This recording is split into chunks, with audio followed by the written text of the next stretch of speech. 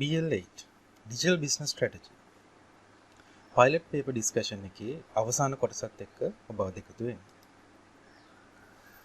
අපි පළවෙනි මුල් කොටස වීඩියෝ එකෙන් ප්‍රශ්න 25ක් සාකච්ඡා කරා. අද අපි ප්‍රශ්න 26 ඉඳන් 50 වෙනකම් මේ වීඩියෝෙන් සාකච්ඡා කරමු. 26 වෙනි ප්‍රශ්නේ. නිර්වචනය කිරීම, පරීක්ෂා කිරීම, යැවීම සහ හිස්තැන් දෙකක් ලබා දීලා තියෙනවා. ඊමේල් අලෙවිකරන ක්‍රියාවලියේ ඊළඟ පියවර දෙක වන්නේ. එතකොට මේ පල්ලෙහා මම ටෙක්ස්ට් බුක් එකෙන් උපුටාගත්ත කොටසක් ලබාගෙන තිබෙනවා. මේ සිංහල මාධ්‍ය ටෙක්ස්ට් බුක් එකෙන් තමයි මේ කොටස ලබාගෙන තියෙන්නේ. යටින්ම පෙන්වලා තියෙන එක ඉංග්‍රීසි ටෙක්ස්ට් බුක් එකෙන් ලබාගත්ත කොටස. එතකොට ඊමේල් මාකටිං වල මෙන්න මේ පියවර පහක් ස්ටෙප්ස් පහක් දක්වලා තියෙනවා. පළවෙනි ස්ටෙප් එකේදී නිර්වචනය කිරීම, ඒ කියන්නේ ඩිෆයින් කිරීම. දෙවෙනි ස්ටෙප් එකේදී පරීක්ෂා කිරීම, ටෙස්ට් කිරීම. තුන්වෙනි ස්ටෙප් එකේදී යැවීම, එහෙමත් නැත්නම් මේ ඊමේල් ඒ අදාළ අයට යොමු කිරීම. හතරවෙනි ස්ටෙප් එකේදී ඒ යවපු ඊමේල් වල ෆීඩ්බැක් එක, ඊමේල් කොහොමද භාවිතා කරලා තියෙන්නේ කියන එක මැනීම, එහෙම නැත්නම් මෙෂර්මන්ට් සිද්ධ කරගන්න පුළුවන්. අවසාන මට්ටමේදී තමයි ඒ කරපු සියලුම ක්‍රියාවලිය කොයි ආකාරයෙන් සිද්ධ වුණාද කියලා රිපෝට් එකක් ලබා ගන්න උත්සාහ කරන්නේ. එතකොට මේ ස්ටෙප්ස් පහ අනුවට තමයි ඕනෑම ඊමේල් මාකටිං කැම්පේන් එකක් සිද්ධ වෙන්නේ. මෙතන අපි බැලුවොත් එහෙම ඩිෆයින් කරනවා කියන්නේ මේ ඊමේල් එකේ තියෙන ඩීටේල්ස්, ඒ කියන්නේ පුද්ගලයන්ට අපි යවන්න අවශ්‍ය විස්තරය මොකක්ද, පණිවිඩය මොකක්ද. එතකොට ඒක ඉමේජ් එකක් වෙන්න පුළුවන්, බ්‍රෝෂර් එකක් වෙන්න පුළුවන්, ඇඩ්වර්ටයිස්මන්ට් එකක් වෙන්න පුළුවන්. අන්න ඒ දේ මෙතන ඩිෆයින් කරගන්න. ඒ යවන්න ඕන පණිවිඩය, ඒ අවශ්‍ය විස්තර හරියටම තේරුම් බේරුම් කරලා ඩිෆයින් කරගන්න. ඊට පස්සේ ඊමේල් එක යවන්න කලින් මේක අපි ඊමේල් එකක් ආකාරයට සකස් කරනවා. මේ software එකක් පාවිච්චි කරලා ඊමේල් කැම්පේන් එකකට යවන්න සුදුසු විදිහට අපි මේක ඒ ඉමේජ් එක හරි ඒ අදාළ දේවල් ඊමේල් එකක මැද්දට, ඒ කියන්නේ ඊමේල් එකේ බොඩි එකට අපි ඊමේල් එකක් ලියන ආකාරයටම මේක කොහොමද දිස්විය යුත්තේ කියලා සකස් කරගන්නවා. ඒ සකස් කරලා අපි මේක ටෙස්ට් කරලා බලනවා විවිධ වෙබ් බ්‍රවුසර්ස්, ඒ කියන්නේ අපිට වෙබ් බ්‍රවුසර්ස් කීපයක් තියෙන අපි පාවිච්චි කරන. ඒ වෙබ් බ්‍රවුසර්ස් වල අපි චෙක් කරලා බලනවා. එහෙම නැත්නම් අපි චෙක් කරලා බලනවා මේක Outlook එකේ වැඩ කරනවද කියලා. මොකද සමහර පුද්ගලයෝ ඊමේල් බලන්නේ Outlook එකෙන්, ඔෆිස් එකේ ඉඳලා, වෙබ් බ්‍රවුසර් එකෙන් නෙමෙයි.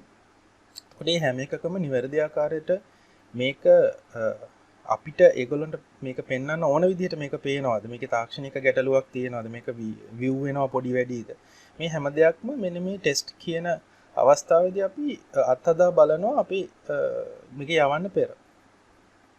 ඊට පස්සේ තමයි අපි දැන් අපි සූදානම් මේක හදාගෙන ඉවරයි. ඒ කියන්නේ මේක සුදුසු බව අපිට තේරෙනවා. මේක නිවැරදි ප්‍රමාණයෙන් ස්ක්‍රීන් එකේ පේන ප්‍රමාණයට නිවැරදි සයිස් එකකින් තියෙනවා.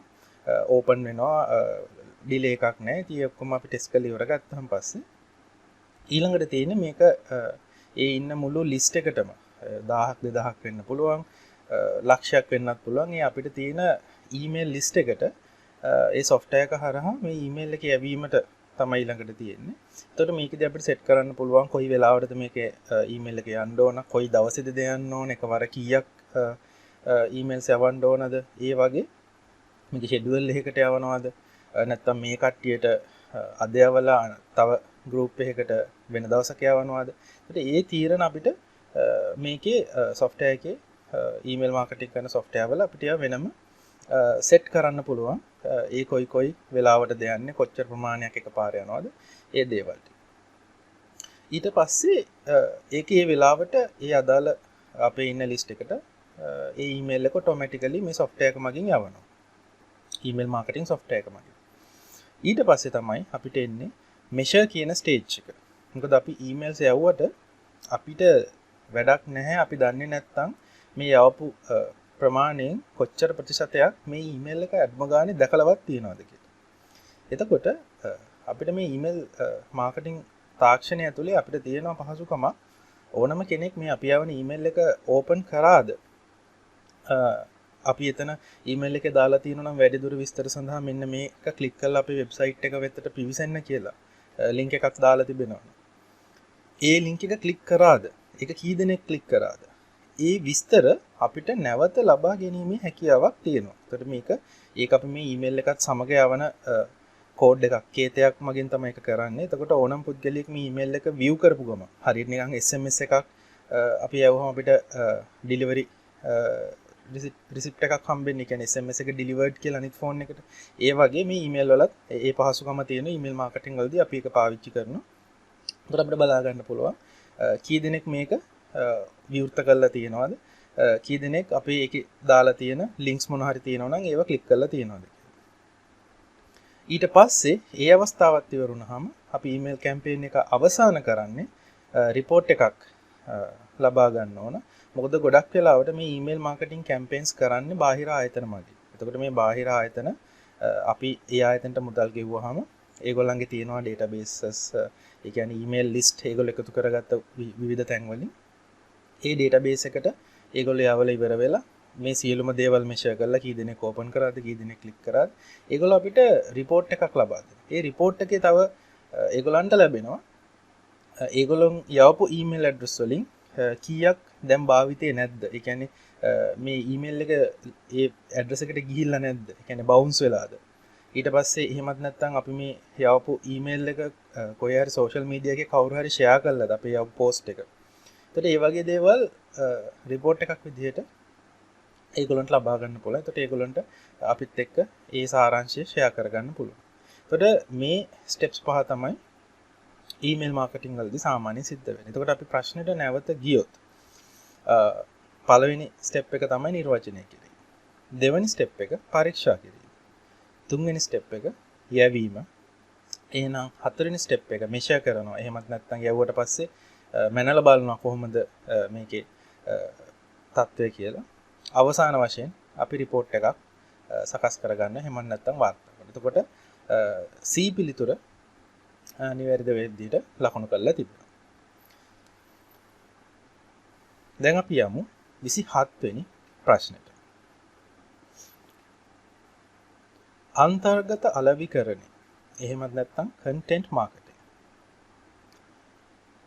හි මූල ධර්මයක් නොවන්නේ පහත සඳහන් ඒවයින් කුමක්ද?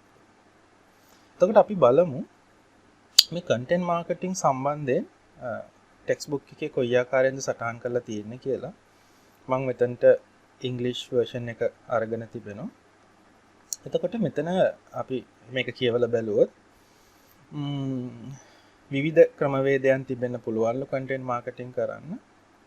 එතකොට මේ ටෙක්ස්ට් බුක් එකේ මෙන්න මේ වෙබ් අඩවි සඳහන් වෙන ආකාරයට ප්‍රධාන මූලධර්ම පහක් 5 main principles ලබාගෙන තිබෙනවා මෙතන. එතකොට මේ තියෙන principles පහ.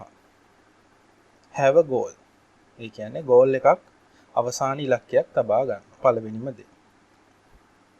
දෙවෙනි එක තමයි මොනවා හරි ප්‍රශ්නයකට උත්තරයක් සොයන්න. එහෙම නැත්නම් ප්‍රශ්නයක් විසඳීමක් කරගන්න මේ content marketing ටාගට් කරගන්න පුළුවන්. මේ content එක ඉතා ගැඹුරු වශයෙන් වැඩි පරාසයක පැතිරෙන්නේ නැතුව හැබැයි ගැඹුරට මේ content marketing එක සිද්ධ කරගන්න එක තව principle එකක්. මේ content වල මේ පුද්ගලයන්ට අපි යවන content වල ඒගොල්ලන්ට පහසුවෙන් මේක නරඹන්න, මේක තේරුම් ගන්න, මේක කියවන්න, ඒකත් එක්ක ක්ලික් කරලා වැඩ කරන්න පුළුවන් වෙන ආකාරයට හොඳ user experience එකක් එක්ක මේක ඩිසයින් කරන්න පුළුවන්. අවසාන principle එක විදිහට වෙන්නේ create timeless content. මේක social media වල අපි ගොඩක් පරිස්සම් වෙන්න ඕන දෙයක්. අපි social media වලට යම් දෙයක් මුදා හැරියාම අපිට අවශ්‍ය එක මේ සතිය තුළදී පමණක් මිනිස්සු අතරේ ප්‍රචලිත වෙලා ඒ පිළිබඳ කතා බහක් ඇති වෙලා ඊළඟ සතිය වෙනකොට අපි ඒ කන්ටෙන්ට් එක වළංගු භාවයට පත් වෙන්නේ නැති නිසා මේ මිනිස්සු ඒක භාවිතා නොකරයි කියන බලාපොරොත්තුෙන් නම් අපි දාන්නේ. එහෙම දෙයක් නෙමෙයි මෙතන වෙන්නේ. අපි ඉන්ටර්නෙට් එකට සෝෂල් මීඩියා එකට දාන හැම කන්ටෙන්ට් එකක්ම අපි හිතනවට වඩා විශාල කාලයක් ඒක ඉන්ටර්නෙට් එකේ පවතිනවා. එතකොට අපි පුළුවන් තරම් බලන්න ඕන අද හෙට අවලංගුතාවයට පත්වෙන කන්ටෙන්ට් මාකටිං හරහා ඉදිරිපත් නොකරන්න. මොකද ඒ කන්ටෙන්ට් එක අපි දන්නේ නැහැ කවදා කොයි වෙලාවට කෙනෙක් නැවත මේක බලයිද කියලා. තව අවුරුද්දකින් පස්සේ උනත් කෙනෙකුට මේක බැලුවාම මේකේ යම් හෝ වළංගුතාවයක් තියෙනවා නම් මේ කන්ටෙන්ට් මාකටිං එකේ එතන වැදගත්කමක් තිබෙනවා. එතකොට ඉලක්කයක් තබා ගැනීම have a goal කියන්නේ ප්‍රින්සිපල් එකක්. ඒ කියන්නේ මේකේ තිබෙන මූලධර්මයක් විදිහට දක්වලා තියෙනවා. ප්‍රශ්නයකට පිළිතුරු දීම හෝ ගැටලුවක් විසඳීමත් මේකේ මූලධර්මයක්. පුළුල් හා නොගැඹුරුව යාම. ඒ කියන්නේ go wide and shallow. හැබැයි මේකේ ප්‍රින්සිපල් එක විදිහට සකස් කරලා තියෙන්නේ go deep and narrow. පුළුල්ව යන්න එපා. පුළුල්ව මතු පිටින් මේක කරන්න එපා. එක ඒරියා එකක් ටාගට් කරගෙන එක ටොපික් එකක් ටාගට් කරගෙන ඒක ගැඹුරට යන්න. එතකොට මේ දක්වලා තියෙන C පිළිතුරේ දක්වලා තියෙන එක මෙතන ප්‍රින්සිපල් 3 එකේ දක්වලා තියෙන එකට සම්පූර්ණයෙන් ප්‍රතිවිරුද්ධ දේ තමයි මෙතන දක්වලා තියෙන්නේ. එතකොට මේ ප්‍රශ්නෙට පිළිතුර වෙන්නේ මූලධර්මයක් නොවන්නේ මෙන්න මේ C කියලා දක්වලා තියෙන්නේ. මේ වරහන් ඇතුළේ මෙතන දාලා තියෙනවා wide and shallow යන්න එපා deep and narrow යන්න කියලා. අවසාන පිළිතුර ඒක නිවැරදි ප්‍රින්සිපල් එකක්. ඒක නිසා මේකේ පිළිතුරක් වෙන්නේ නැහැ. create timeless content. ඒ කියන්නේ අදට වළංගු වෙන මේ සතියට වළංගු වෙන content එහෙම නිෂ්පාදනය කරන්න එපා. මාස කිහිපයක් ගිහිල්ලා කෙනෙකුට බැලුවත් ඒක වළංගු වෙන ආකාරයට නිර්මාණය කරන්න. මොකද content කියන දේ කාලයක් තිස්සේ ඉන්ටර්නෙට් එකේ පවතින පුළුවන් දෙයක් නිසා. 28 වෙනි ප්‍රශ්නෙට අපි යමු. ආයතනික සම්පත් සැලසුම් ERP මොඩියුල් එකක ඇතුළත් නොවන්නේ. එතකොට ERP එකක මූල්‍ය මොඩියුල් එකක ඇතුළත් නොවන කාරණයක් තමයි මෙතනින් අහන්නේ. එතකොට අපි ටෙක්ස්ට් බුක් එකේ බැලුවොත් ERP එකේ මොඩියුල්ස් ගොඩක් තියෙනවා. දැන් මම මෙතන මොඩියුල්ස් දෙකක් අරගෙන තියෙනවා මේ ප්‍රශ්නෙට සම්බන්ධ වෙන නිසා. එතකොට මේ මොඩියුල්ස් දෙක මම අරගෙන තියෙන්නේ මූල්‍ය මොඩියුල් එක සහ කියන්නේ ෆයිනෑන්ස් මොඩියුල් එක සහ ට්‍රෙෂරි මොඩියුල් එක. මෙතන මේ ටෙක්ස්ට් බුක් එකේ තව ගොඩක් මොඩියුල්ස් විස්තර කරලා තිබෙනවා. එතකොට මේ ප්‍රශ්නෙන් අහන්නේ මූල්‍ය මොඩියුල් එක. එහෙම නැත්නම් මෙන්න මේ මොඩියුල් එක මේ මොඩියුල් එකට ඇතුළත් නොවන පිළිතුර මෙතනින් තෝරන්න කියලා. ඒතර මේ මොඩියුල් එකේ පොදු ලෙජර් එක, ගෙවිය යුතු ගිණුම්, ලැබිය යුතු ගිණුම්, වත්කම් කළමනාකරණය කියන දේවල් මේ මොඩියුල් එකේ ඇතුළත් වෙනවා ERP එක. හැබැයි මූල්‍ය අවදානම් කළමනාකරණය, ඒ කියන්නේ ෆයිනෑන්ෂල් රිස්ක් මැනේජ්මන්ට් එක ෆයිනෑන්ස් මොඩියුල් එකේ නෙමෙයි තියෙන්නේ. ඒක ERP වල තියෙනවා. ඒක තියෙන්නේ ට්‍රෙෂරි මොඩියුල් එකේ. එතකොට ණය කළමනාකරණය සහ මූල්‍ය අවදානම් කළමනාකරණය කියන කොටස් අඩංගු වෙන්නේ ට්‍රෙෂරි මොඩියුල් එකේ. භාණ්ඩාගාර කළමනාකරණය. එතකොට මේකේ අදහස ගන්න එපා ERP එකේ මූල්‍ය අවදානම් කළමනාකරණය කරන්න බැහැ කියන එක නෙමෙයි මේකේ කියන්නේ. ෆයිනෑන්ස් මොඩියුල් එකේ එහෙම නැත්නම් මූල්‍ය මොඩියුල් එකේ මේ කොටස අඩංගු වෙන්නේ නැහැ. ඒ කොටස අඩංගු වෙන්නේ ට්‍රෙෂරි මොඩියුල් එකේ.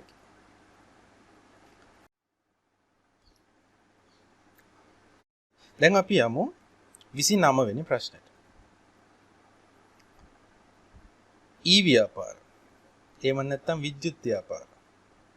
බිස්නස්. නිවැරදිව දැක්වෙන්නේ. මම මෙතන නිවැරදි කියන වචනේ highlight කරලා තියෙනවා, round කරලා තියෙනවා. අපි බලමු මොනවද මේ විද්‍යුත් ව්‍යාපාර බිස්නස් කිව්වහම මොන ක්‍රියාවලියන්ද මේ විද්‍යුත් ව්‍යාපාරවල තියෙන්නේ. එතකොට මෙතන මම දක්වලා තියෙන්නේ ඉංග්‍රීසි ටෙක්ස්ට් බුක් එකේ තියෙන කොටස. මේ පැත්තෙන් දක්වලා තියෙන්නේ සිංහල ටෙක්ස්ට් බුක් එකේ තියෙන කොටස. එතකොට සිංහල ටෙක්ස්ට් බුක් එකේ මේ විදිහට සටහන් කරලා තිබෙනවා.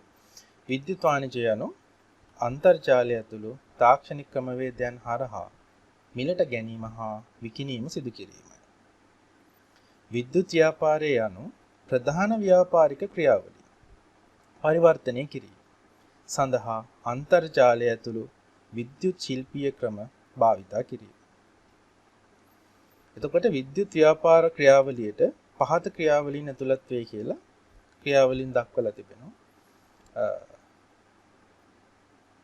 මාර්ගගත අලෙවිකරණය, මාර්ගගත විකිණීම, මාර්ගගත ගෙවීම, සැපයුම් දාම හා නාලිකා කර්මනාකරණය, නිෂ්පාදන හා තොග පාලනය, මූල්‍ය මෙහෙයුම්කරණය, සමස්ත ආයතන තුල සේවක කාර්ය ප්‍රවාහ ක්‍රියාපටිපාටි පාලනය. එතකොට ඒකම ඉංග්‍රීසියෙන් අපි දැක්කොත් online marketing, online selling, online payments, supply chain and channel management, manufacturing and inventory control, financial operations, employee workflow procedures account across an entire organization. එතකොට පළවෙනි පිළිතුර ගත්තොත් මංගත අලෙවිකරණය කියන්නේ ඔන්ලයින් මාකටිං මාර්ගගත අලෙවිකරණය. එතකොට ඒක මේ ක්‍රියාවලියේ කොටසක් වෙනවා. ඒක නිවැරදි.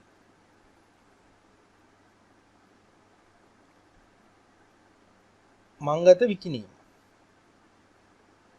Online selling. එතකොට ඒකත් ඔන්ලයින් සෙලිං විකිණීම තිබෙනවා. ඊට පස්සේ ඔන්ලයින් පේමන්ට්ස්. ඔන්ලයින් පේමන්ට්ස් උත් මේකේ ක්‍රියාවලියේ කොටසක්. සැපයුම් දාමේ හා නාලිකා කළමනාකරණය. එතකොට ඒකත් මේකේ කොටසක්. එතකොට පළවෙනි පිළිතුර නිවැරදි e-business ක්‍රියාවලියක් වෙනවා. එතකොට පළවෙනි පිළිතුර නිවැරදි. දෙවෙනි පිළිතුර. ඒකෙත් අලෙවිකරණය, online marketing, online selling, online payments, නිෂ්පාදන සහ තොග පාලනය. එතකොට ඒ පිළිතුරත් නිවැරදි. තුන්වෙනි පිළිතුරට ගියොත් ඒකෙත් online selling, online marketing, online selling, online supply chain and channel management, financial operations. මෙහෙම මූල්‍ය මෙහෙම. එතකොට ඒ පිළිතුරෙත් සියලුම කොටස් නිවැරදි. මේ පිළිතුරට ගියොත් online marketing, online selling, online payments, systems development, පද්ධති සංවර්ධනය. ඒතර පද්ධති සංවර්ධනය විද්‍යුත් ව්‍යාපාර ක්‍රියාවලියේ කොටසක් නෙමෙයි. එතකොට මෙතනදී නිවැරදි පිළිතුර විදිහට අපිට D පිළිතුර ගන්න බෑ. e-business නිවැරදිව දැක්වෙන්නේ කියලා ප්‍රශ්නය අහුවොත්. එතකොට e-business පිළිබඳව වැරදි පිළිතුර wrong answer එක, incorrect answer එක විදිහට අහුවොත් අපිට D දක්වන්න පුළුවන්. ඒක නිසා තමයි මෙතන ලකුණු කරලා තියෙන්නේ. වැරදි පිළිතුර වනුයේ කියලා ප්‍රශ්නය හැදුනොත් තමයි මේ D පිළිතුර අපිට තෝරන්න පුළුවන්. මොකද පද්ධති සංවර්ධනය කියන කොටස විද්‍යුත් ව්‍යාපාර ක්‍රියාවලියේ කොටසක් නෙමෙයි. හරි. දැන් අපි 30 වෙනි ප්‍රශ්නෙට යමු. e-commerce පිළිබඳ නිවැරදි අර්ථ දැක්වීම වනුයේ. e-commerce විද්‍යුත් වාණිජ්‍ය, e-වාණිජ්‍ය පිළිබඳ නිවැරදි අර්ථ දැක්වීම. ඒතර අපි ඒකට කලින් මෙන්න මේ තිබෙන කොටස් ටෙක්ස්ට් බුක් එකෙන් උපුටාගත්ත කොටස් පිළිබඳ අධ්‍යයනය කරමු. E-commerce is the use of electronic techniques including the internet to buy and sell products and services. එතකොට මෙතනින් අපිට තේරුම් යන්නේ ඉලෙක්ට්‍රොනික ක්‍රමවේදයන් පාවිච්චි කරලා විද්‍යුත් ක්‍රියාවලියක් පාවිච්චි කරලා අන්තර්ජාලයද භාවිතා කරමින් අන්තර්ජාල තාක්ෂණයක් භාවිතා කරමින් විද්‍යුත් ක්‍රමවේදයක් පාවිච්චි කරලා විකිණීම සහ මිලට ගැනීම. මොනවද? products and services. එතකොට මේක e-commerce විදියට හඳුන්වලා තියෙනවා. ඊට අමතරව තව මේ ටෙක්ස්ට් බුක් එකේ සඳහන් වෙන ඉංග්‍රීසි මාධ්‍ය ටෙක්ස්ට් බුක් එකේ if there is a financial transaction involved with the electronic process using internet technologies it is equal. තවදුරටත් මේක විස්තර කරලා තිබෙනවා. financial transaction එකක් සිදුවිය යුතුයි. එතකොට මේ ඉහත කියපු කාරණයට එකතු කරොත් මෙන්න මේ සිද්ධියට එකතු වෙන්න ඕන ෆයිනෑන්ෂල් ට්‍රාන්සැක්ෂන් එකක් සිදුවිය යුතුයි කියන කොටසක්. ඊට අමතරව ආයෙත් දක්වලා තිබෙනවා buying a product on the internet is e-commerce. එතකොට අපි අන්තර්ජාලය හරහා භාණ්ඩයක් හෝ සේවාවක් මිලට ගැනීම e-commerce විදියට සලකන්නත් පුළුවන්. එතකොට අපි මේ කියන කරුණු ඔක්කොම එකතු කරොත් අපිට බලන්න පුළුවන් මෙන්න මේ ප්‍රශ්න අතර පිළිතුරු අතර කොහොමද වඩාත් නිවැරදි පිළිතුරු තෝරාගන්න කියලා. අන්තර්ජාල තාක්ෂණයන් භාවිතා කරමින් විද්‍යුත් ක්‍රියාවලින් සමග සිදුවන ඕනෑම ගනුදෙනුවක්. එතකොට අපිට ඕනෑම ගනුදෙනුවක් කියන්න මෙතන පුළුවන් කමක් නැත්තේ අපිට මූල්‍ය ගනුදෙනුවක් කියන්නේ ෆයිනෑන්ෂල් ට්‍රාන්සැක්ෂන් එකක් වෙන්න ඕන. එතකොට ඒක පිළිතුරේ යම් කොටසක් නිවැරදි වුණාට ඕනෑම ගනුදෙනුවක් කියවහම අපිට ඒකන පොඩි සැකයක් එනවා. දෙවෙනි පිළිතුර බලමු. අන්තර්ජාල තාක්ෂණය භාවිතා කරමින් විද්‍යුත් ක්‍රියාවලියක් සමග සිදුවෙන ඕනෑම මිලදී ගැනීම සහ විකිණීමේ ක්‍රියාවලිය. එතකොට මිලදී ගැනීම සහ විකිණීම buy and sell තියෙනවා. එතකොට කලින් පිළිතුරට වඩා ටිකක් නිවැරදි. අපි ඊළඟ පිළිතුරට යමු. අන්තර්ජාල තාක්ෂණය භාවිතා කරමින් විද්‍යුත් ක්‍රියාවලියක් සමග සිදුවන මූල්‍යමය වශයෙන් සම්බන්ධ වන ඕනෑම ගනුදෙනුවක්. එතකොට තවත් පිළිතුර නිවැරදි. අවසාන පිළිතුරට ගියොත් අන්තර්ජාල තාක්ෂණය භාවිතා කරමින් විද්‍යුත් ක්‍රියාවලියන් සමග ගැනුම්කරුවන් සහ විකිණුම්කරුවන් අතර සිදුවන ඕනෑම මූල්‍ය අගයක් සහිත ගනුදෙනුවක්. මූල්‍ය අගයක් සහිත ගනුදෙනුවක්. එතකොට මේ තියෙන පිළිතුරු හතරෙන් නිවැරදිම අර්ථ දැක්වීම. කලින් පිළිතුරු යම් යම් කොටස් නිවැරදි. අවසාන පිළිතුර තමයි වඩාත්ම නිවැරදි. එතකොට පිළිතුර D ලෙස ලකුණු කරලා තියෙනවා. දැන් අපි යමු 31 වෙනි ප්‍රශ්නෙට. ඊ-වාණිජ්‍ය, e-commerce. එහෙම නැත්නම් විද්‍යුත් වාණිජ්‍ය. සහ ඊ-ව්‍යාපාර, විද්‍යුත් ව්‍යාපාර. එහෙම නැත්නම් e-business. ඒ කියන්නේ e-commerce සහ e-business අතර සම්බන්ධතාවය නිවැරදිව දැක්වෙන්නේ පහත ප්‍රකාශ වලින් කුමක්ද? එතකොට මේට සමාන ප්‍රශ්නයක් අපි කලිනුත් part 1 වීඩියෝ එකේදීත් කතා කරා. එතනදිත් අපි මෙන්න මේ දේවල් විස්තර කරා. අපි නැවත ඒ ගැන බලමු. E-business is the use of electronic technologies including internet to support and transform business processes. ඒ කියන්නේ e-business එකක් කියන්නේ. ඒ කියන්නේ තාක්ෂණය මත ක්‍රියාත්මක වන. එතකොට business එකේ තිබෙන හැම අංශයක්ම නිෂ්පාදන ක්‍රියාවලිය, එතකොට විකිණීමේ ක්‍රියාවලිය, මූල අමුද්‍රව්‍ය ලබා ගැනීමේ ක්‍රියාවලිය, සියලුම ක්‍රියාවලින්. ඒ කියන්නේ භාණ්ඩ විකිණීම පමණක් නෙමෙයි. ආයතනයේ සියලුම ක්‍රියාවලින් තාක්ෂණය පාවිච්චි කරලා, ඉන්ටර්නෙට් පාවිච්චි කරලා ඒ ක්‍රියාවලින් සපෝට් කරන්න සහ ඒ ක්‍රියාවලින් ට්‍රාන්ස්ෆෝම් කරගන්න මේ තාක්ෂණයට අනුගත කරගෙන සිද්ධ වෙන ව්‍යාපාර තමයි විද්‍යුත් ව්‍යාපාර කියන්නේ. ඒතර විද්‍යුත් තාක්ෂණය පාවිච්චි කරලා කරන ව්‍යාපාර. While e-commerce is the use of electronic technologies including internet to buy and sell products and services. එතකොට e-business කියන්නේ මේ ව්‍යාපාරයේම විද්‍යුත් තාක්ෂණය, ඉලෙක්ට්‍රොනික තාක්ෂණය, අන්තර්ජාල තාක්ෂණය, පරිගණක තාක්ෂණය පාවිච්චි කරලා ව්‍යාපාර කටයුතු කරගෙන යනවා. එතකොට e-commerce කියන්නේ භාණ්ඩ මිලදී ගැනීම හා විකිණීම මේ විද්‍යුත් ඉලෙක්ට්‍රොනික අන්තර්ජාල තාක්ෂණයෙන් සිදු කිරීම. ඒකට ඔයගලන්ට මේ මම පල්ලෙහෙන් පෙන්නලා තිබෙනවා e-business එකේ මොන කොටස්ද අන්තර්ගත වෙන්නේ e-business එකක් කිව්වහම. සාම්ප්‍රදායික ව්‍යාපාරයකින් ඔබට ගිහිල්ලා විද්‍යුත් ව්‍යාපාරයක් බවට පත් වෙනකොට ඒකේ මොන දේවල්ද අපි ඉලෙක්ට්‍රොනික විදිහට සලකන්නේ කියලා. එතකොට e-business එකක තියෙන්න පුළුවන් online marketing, online selling, online payments, supply chain and channel management එක online ආකාරයට සිද්ධ කිරීම. එතකොට manufacturing process එක ඒක අධීක්ෂණය කිරීම, ඒක පාලනය කිරීම, inventory එක control කිරීම. ඊට පස්සේ සියලුම මූල්‍ය මෙහෙයුම්, ඊට පස්සේ employee workflow, ඒ සියලුම දෙයක් software ඒ වගේ දේවල් පාවිච්චි කරලා පරිගණක මුදුකාංක පාවිච්චි කරලා පාලනය කරන තත්ත්වයට පැමිණිලා තියෙනවා e-business එක.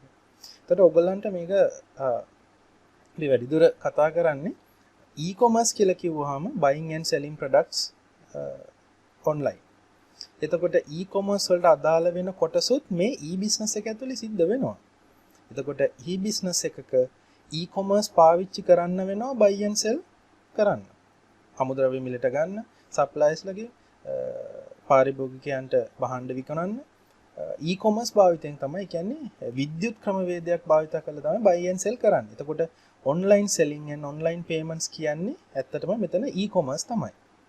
එතකොට e-commerce යනු e-business වල උපකුලකයක්. එතකොට e-business ඇතුලේ තමයි e-commerce එකක් තියෙන්නේ. e-commerce එක කියන ක්‍රියාවලිය සිද්ධ වෙන්නේ e-business ඇතුලේ තියෙන ක්‍රියාවලියෙන් සමග. එතකොට නිවැරදි පිළිතුර B විදිහට අපිට හඳුනා ගන්න පුළුවන්. 32 වෙනි ප්‍රශ්නේ. ප්‍රශ්නේ නිවැරදි කිරීමක් අපි මෙතන සිද්ධ කරගන්න ඕන.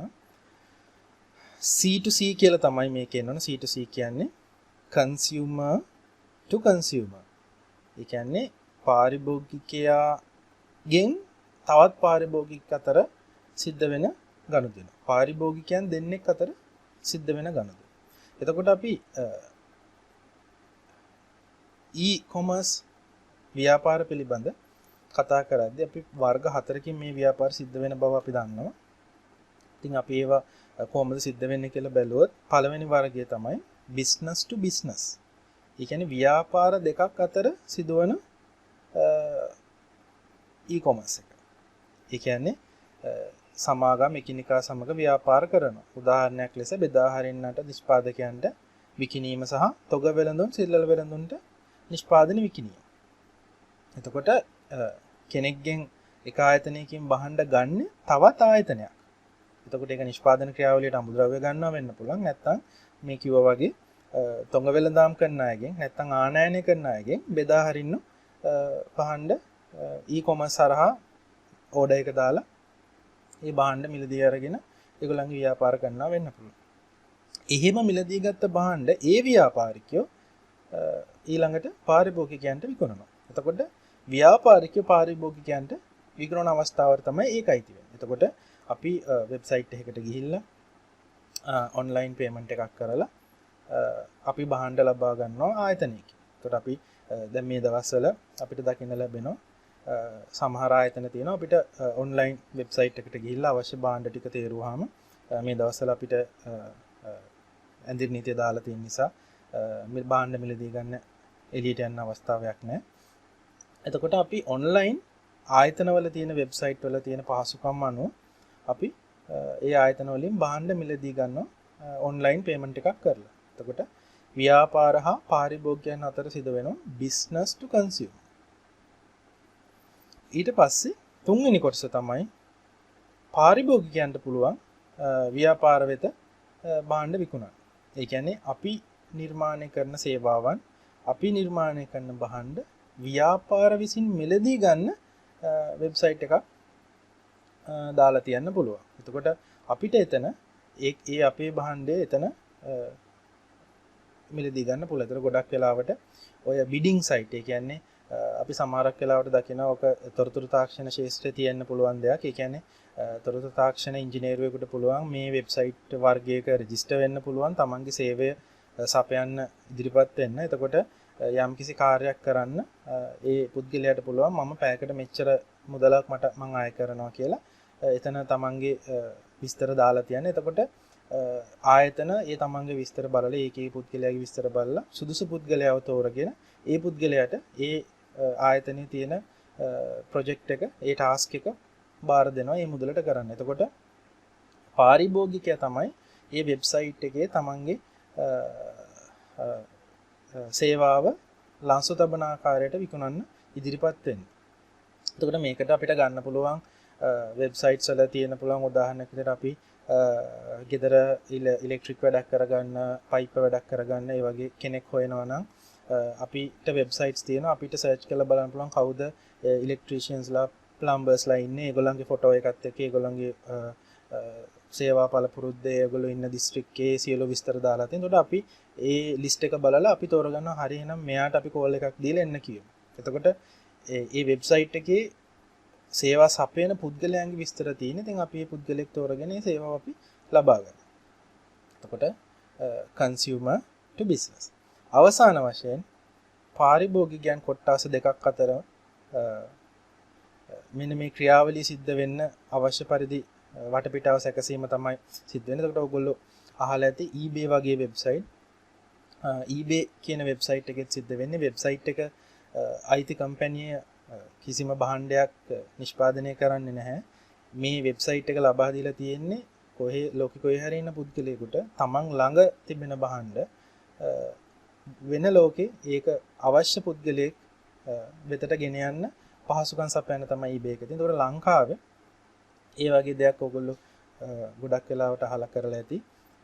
ikman.lk කියලා වෙබ්සයිට් එක. ඒ කියන්නේ අපිට අපි පාවිච්චි කරන භාණ්ඩ, පරණ භාණ්ඩ, ෆර්නිචර් නැත්නම් ඉලෙක්ට්‍රික් අයිටම්ස් එහෙම නැත්නම් අපි ළඟ තියෙන දේවල් විකුණ ගන්න වාහන වෙන්න පුළුවන්, මෝටර් සයිකල් වෙන්න පුළුවන්. එතකොට අපි කන්සියුමර්ස් ළඟ තිබෙන භාණ්ඩ ඒක අවශ්‍ය තවත් කන්සියුමර් කෙනෙකුට විකුණ ගන්න අපිට ikman.lk වගේ වෙබ්සයිට් එකකට දාලා ඒක විකුණ ගන්න පුළුවන්. ඒකට ගොඩක් පුද්ගලයෝ ඒක පාවිච්චි කරනවා අපි දැකලා තියෙනවා. තමන් පාවිච්චි කරන මොබයිල් ෆෝන් එක උනත් ඒක ටිකක් කල් පාවිච්චි කරලා ikman.lk එකට දාලා විකුණගෙන අලුත් ෆෝන් එකක් ගන්න සමහර අය පුරුදු වෙලා තියෙනවා. එතකොට අපි ප්‍රශ්නේ දෙසට ගියොත් එහෙම consumer to consumer. ඒ කියන්නේ මෙතන මේ ප්‍රශ්නේ අපි සලකා බලන්න ඕන පාරිභෝගිකයෙක් තමන් ළඟ තිබෙන දෙයක් ඒ වෙබ්සයිට් එක හා ඒ තාක්ෂණය හරහා තවත් පාරිභෝගිකයෙක් සොයාගෙන විකුණන්න පුළුවන් ක්‍රමවේදයක්ද තියෙන්නේ කියලා. එතකොට අපි ගත්තොත් පික්මි කියන්නේ ටැක්සි සර්විස් එකක්.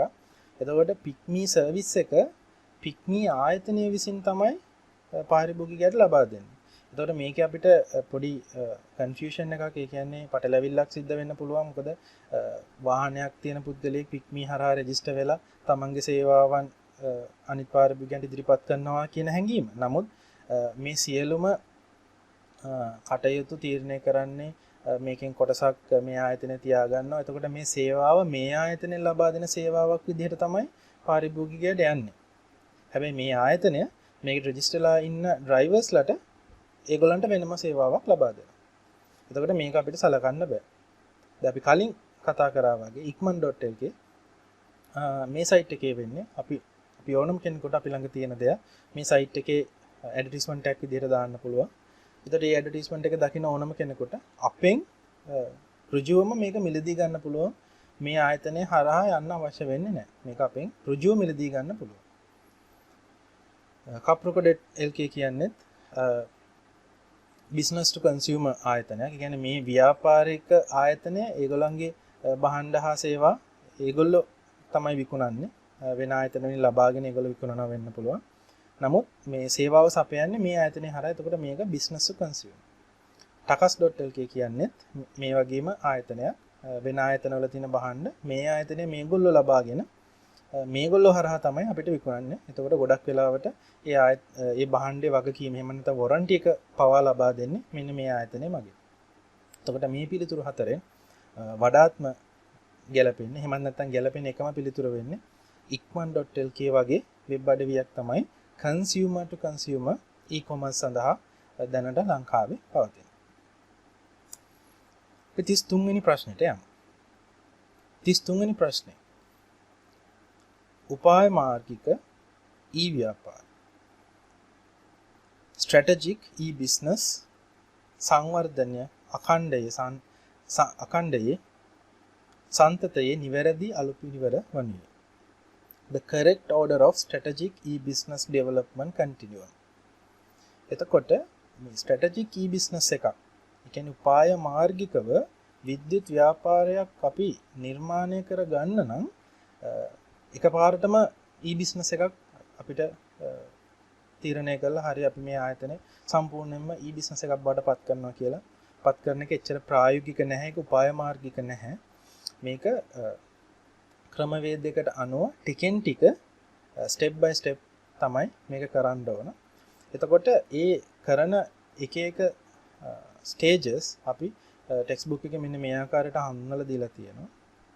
පළවෙනි ස්ටේජ් එක ඕනම සාම්ප්‍රදායික ආයතනයක් e-business එකක් බවට පත් වෙන බලාපොරොත්තු වෙනවා නම් පළවෙනියටම කරන්න ඕන තමන්ගේ ආයතනය ඉන්ටර්නෙට් එකේ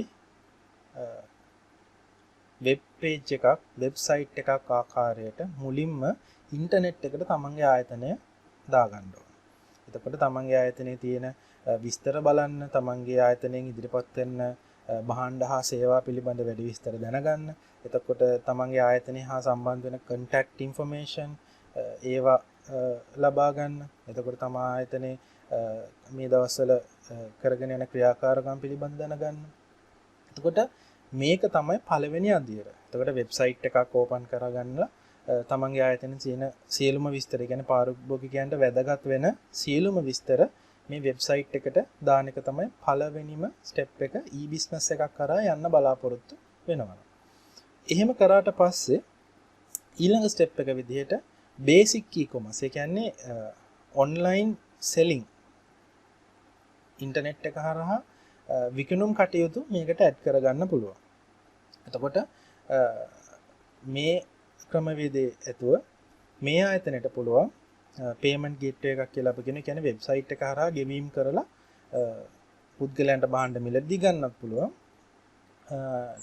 ඊට අමතරව මේ ආයතනයට පුළුවන් තමන්ගේ සප්ලයර්ස්ලට සහ අනිත් ආයතනට කරන ගෙවීම් ඔන්ලයින් මාර්ගයෙන් ගෙවීම් කරන්න. එතකොට මූලික e-commerce අවශ්‍යතාව සම්පූර්ණ වෙනවා. ඒ අවශ්‍යතාවයත් සම්පූර්ණ වුණාට පස්සේ මේ ආයතනය දැන් ටිකක් මේ වැඩේට සූදානම්. තුන්වෙනි ස්ටෙප් එක විදිහට integrated e-commerce. ඒ කියන්නේ e-commerce කියන තාක්ෂණයන් තවත් දුරටත් මේ ආයතනයේ වැඩ කටයුතු වලට ඒකාබද්ධ කරනවා. එතකොට අපි කලින් කිව්වේ basic e-commerce කියලා buying and selling වලට විතරයි. හැබැයි එතනින් එහාට ගිහිල්ලා කස්ටමර්ස්ලත් එක්ක, සප්ලයර්ස්ලත් එක්ක, එහෙමත් නැත්නම් ඕඩර් එක දැම්මහම කස්ටමර් කෙනෙක් ඒක ඩිලිවරි ඩිපාර්ට්මන්ට් එකට ඔටෝමැටිකලි යනවා. ඩිලිවරි ඩිපාර්ට්මන්ට් එකෙන් ඕඩර් එක ඩිස්පැච් කරාම කස්ටමර්ට පුළුවන් වෙබ්සයිට් එකේ බලන්න දැන් මගේ ඕඩර් එක දැන් කොතනද තිබෙන්නේ, තව කොපමණ වෙලාවක් යනවාද ඒක මට ලැබෙන්න. ඒ සියලුම කොටස් මේකත් එක්ක ඉන්ටග්‍රේට් කරලා ඒකාබද්ධ කරලා වැඩි දියුණු කරන්න පුළුවන් e-commerce platform එක. කලින් payment එක විතරයි. ඒතර payment කරාම receipt එක එනවා. එච්චරයි.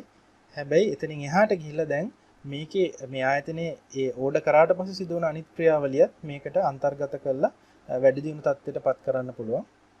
එතකොට integrated e-commerce විදිහට එනවා. අවසාන වශයෙන් මේ තත්ත්වයට ආපු ආයතනයක් මේ තත්ත්වයෙන් ටික කාලයක් වැඩ කරාට පස්සේ සියලු ගැටලු නිරාකරණය කරගත්තට පස්සේ තමයි e-business එකක් විදිහට සම්පූර්ණයෙන්ම පරිවර්තනය වෙන්න සූදානමක් ඇති වෙන්නේ. එතකොට e-business කියලා කියන්නේ ආයතනයේ ගැනුම් හා විකිණුම් ක්‍රියාවලිය පමණක් නෙමෙයි. ආයතනයේ භාණ්ඩ හා සේවා නිෂ්පාදන ක්‍රියාවලියේ ඉඳන් මූලද්‍රව්‍ය, අමුද්‍රව්‍ය, ඒ සියලු දේවල් ලබා ගැනීමේ ඉඳන් ඒ දේවල් ඩිලිවර් කරගන්න procurement, ඒ සියලුම ක්‍රියාවලිය තාක්ෂණය මත පදනම් කරගෙන ඒකට අනුගත කරගන්න එක තමයි e-business කියන්නේ. එතකොට එහෙනම් ආයතනයක් මුලින්ම එකපාරට e-business වෙන්න බෑ. ඉන්ටර්නෙට් එක සමග මුලින් වැඩ කටයුතු කරන්න ඕන. ඊට පස්සේ e-commerce කොටස ඒකත් කොටස් දෙකකින් ලබා ගන්න ඕන. මුලින්ම ගෙවීම් විතරයි. ඊට පස්සේ ඊතුරු e-commerce වැඩ ටික දා ගන්න ඕන. අවසාන වශයෙන් තමයි ආයතනයේ තියෙන සියලුම කොටස් ඩිජිටල් කරණයට ලක් කරන්නේ. එතකොට අපිට මෙන්න මේ ආකාරයේ තිබෙන පිළිතුරු හතරෙන් දෙවෙනි පිළිතුර වෙබ් අඩවිය සැකසීම, මූලික ඊවාණිජ, ඒකාබද්ධ ඊවාජන සහ අවසාන වශයෙන් ව්‍යාපාර බවට මෙන්න මේ ස්ටෙප්ස් 4 පෙන්නලා දීලා තිබෙනවා. අපි ඊළඟට 34 වෙනි ප්‍රශ්නෙට යමු. 34 වෙනි ප්‍රශ්නේ ඊවාණිජ හෙවත් e-commerce වෙත පූර්ණ ලෙස පරිවර්තනය වූ ව්‍යාපාර වර්ගය. එතකොට අපිට මේක තේරුම් ගන්න මම මෙන්න මේ කොටස උපුටාගත්ත ටෙක්ස්ට් බුක් එකෙන් මොකද වැදගත් වෙනවා අපි මේ සමහර වචන ඉංග්‍රීසි මාධ්‍යයෙන් දැනගෙන ඉන්න එක ගොඩක් වැදගත් වෙනවා. ඒක නිසා මම මේක ටෙක්ස්ට් බුක් එකෙන් උපුටා ගත්තේ. එතකොට මෙන්න මේගොල්ලොන්ගේ පොතේ සඳහන් වෙන ආකාරයට e-commerce development එක මේ ස්ටේජස් හතරේදී කොයි ආකාරයෙන්ද සිද්ධ වෙන්නේ කියලා දක්වලා තියෙනවා.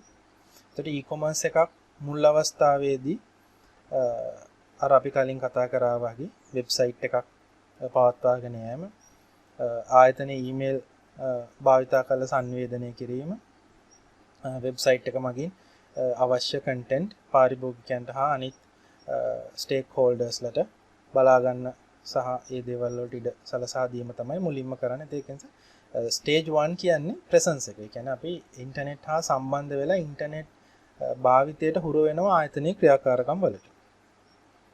ඊට පස්සේ දෙවෙනි ස්ටේජ් එකේ තමයි ඒ වෙබ්සයිට් එක අපි තොරතුරු ලබා දෙන්න දාලා තිබිච්ච වෙබ්සයිට් එක දැන් පෝර්ටල් එකක් බවට වැඩි දියුණු කරනවා. එතකොට පෝර්ටල් එකක් බවට වැඩි දියුණු කරාම අපිට පුළුවන් මේ වෙබ්සයිට් එක හරහා සංනිවේදනය කරන්න පාර්ශව දෙකටම. ඒ කියන්නේ ආයතනයේට තමන්ගේ ගනුදෙනුකරුවන් එහෙමත් නැත්නම් සප්ලයර්ස්ලා ඒ පුද්ගලයොත් එක්ක ගනුදෙනු කරන්න ඒගොල්ලන්ට ඒ කස්ටමර්ස්ලාට තමන්ගේ තියෙන ගැටලු මේ සයිට් එක හරහා ආයතනයට ලබා දෙන්න. ඊට පස්සේ කස්ටමර්ස්ලාට තමන්ගේ ඕඩර් එක දාන්න. ඒ සියලුම දේවල් ඔන්ලයින් ෆයිනෑන්ෂල් ට්‍රාන්සැක්ෂන්ස් ඒ හැම දෙයක්ම පෝර්ටල් එකක් බවට අප්ග්‍රේඩ් වුණාම සිදු කරගන්න පුළුවන්. ඊට පස්සේ අපි ස්ටේජ් 3 එකට එනවා.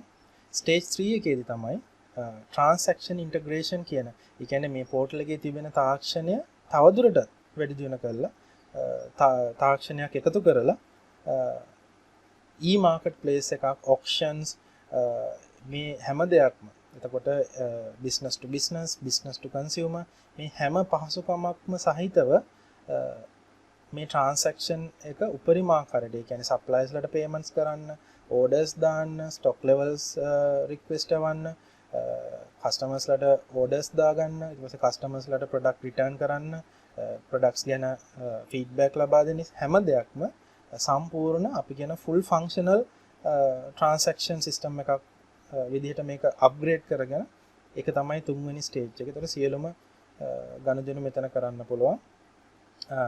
මුදල් රිෆන්ඩ් කරන ඒවා වගේ දේවල් උනත් මේ ස්ටේජ් එකේදී හැකියාව තිබෙනවා. එතකොට ට්‍රාන්සැක්ෂන් කියන ක්‍රමවේදය සම්පූර්ණයෙන්ම ඉන්ටග්‍රේට් කරලා තමයි කියන්නේ පෝර්ටල් එකත් වැඩි දියුණු කරලා ස්ටේජ් 3 එක වෙද්දී ඇවිල්ලා තියෙනවා. ඊට පස්සේ ස්ටේජ් 4 එකේදී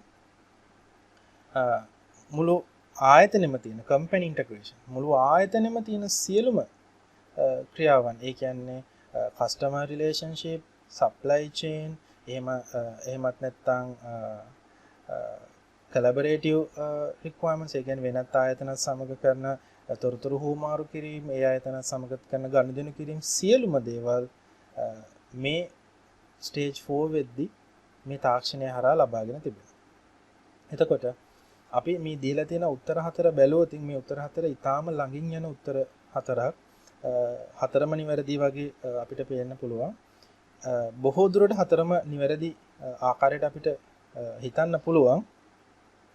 හැබැයි මේ හතරෙන් වැඩිම ඒ කියන්නේ ස්ටේජ් 4 පැත්තටම ඇවිල්ලා තියෙන සම්පූර්ණයෙන්ම වගේ ස්ටේජ් 4 පැත්ත ආවරණය කරලා තියෙන ක්‍රමවේදයක් තමයි IATA.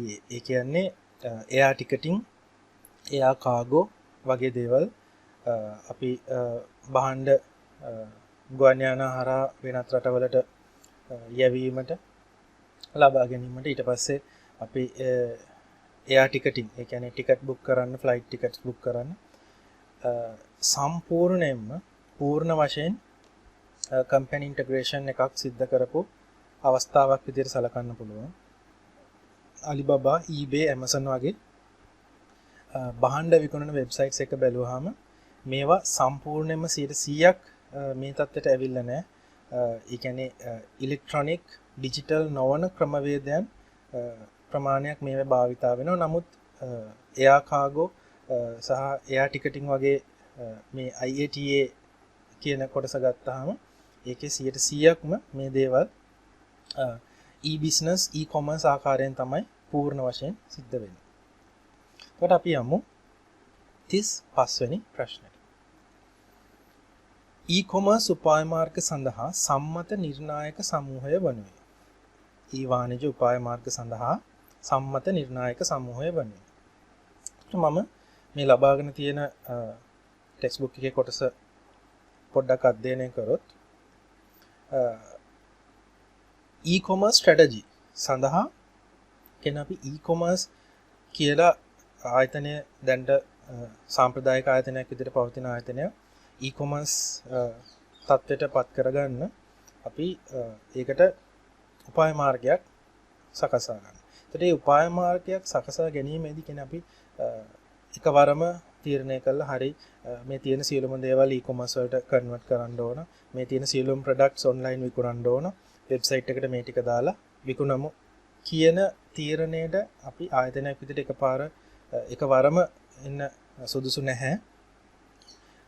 මොකද සමහර වෙලාවට අපි ගන්න තීරණ නිසියාකාරව ගැළපීමක් සිදු නොවුනොත් අපිගේ ඒ කාර්ය ඉෂ්ට වෙන්නේ නැහැ. ඒක නිසා මේ ටෙක්ස්ට් බුක් එකේ කියලා තියෙන ආකාරයට e-commerce බවට පත් වෙන්න තීරණයක් ගන්නවා නම් ඒක උපාය මාර්ගිකව ස්ට්‍රැටජිකලි ගන්න ඕන හොඳට හිතලා බලලා.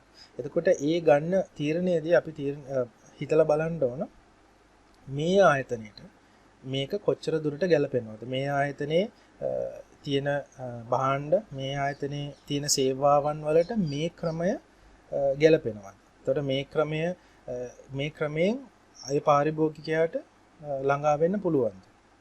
උදාහරණයක් විදිහට ආයතනයක් තියෙන්න පුළුවන් කුෂිකර්මය සඳහා පොහොර විකුණන ආයතනයක්. එතකොට මේ පොහොර ගන්න පාරිභෝගික විදිහට අපි හිතමු වගා ගන්න ප්‍රදේශවල ගොවියෝ. එතකොට මේ ආයතනය තීරණය කරනවා හරි අපි තනිකරම e-commerce විදිහට මේක ගෙනියන්න ඕන. දැන් මේක කඩයක් විදිහට තියාගෙන ඉන්න ඕන නැහැ.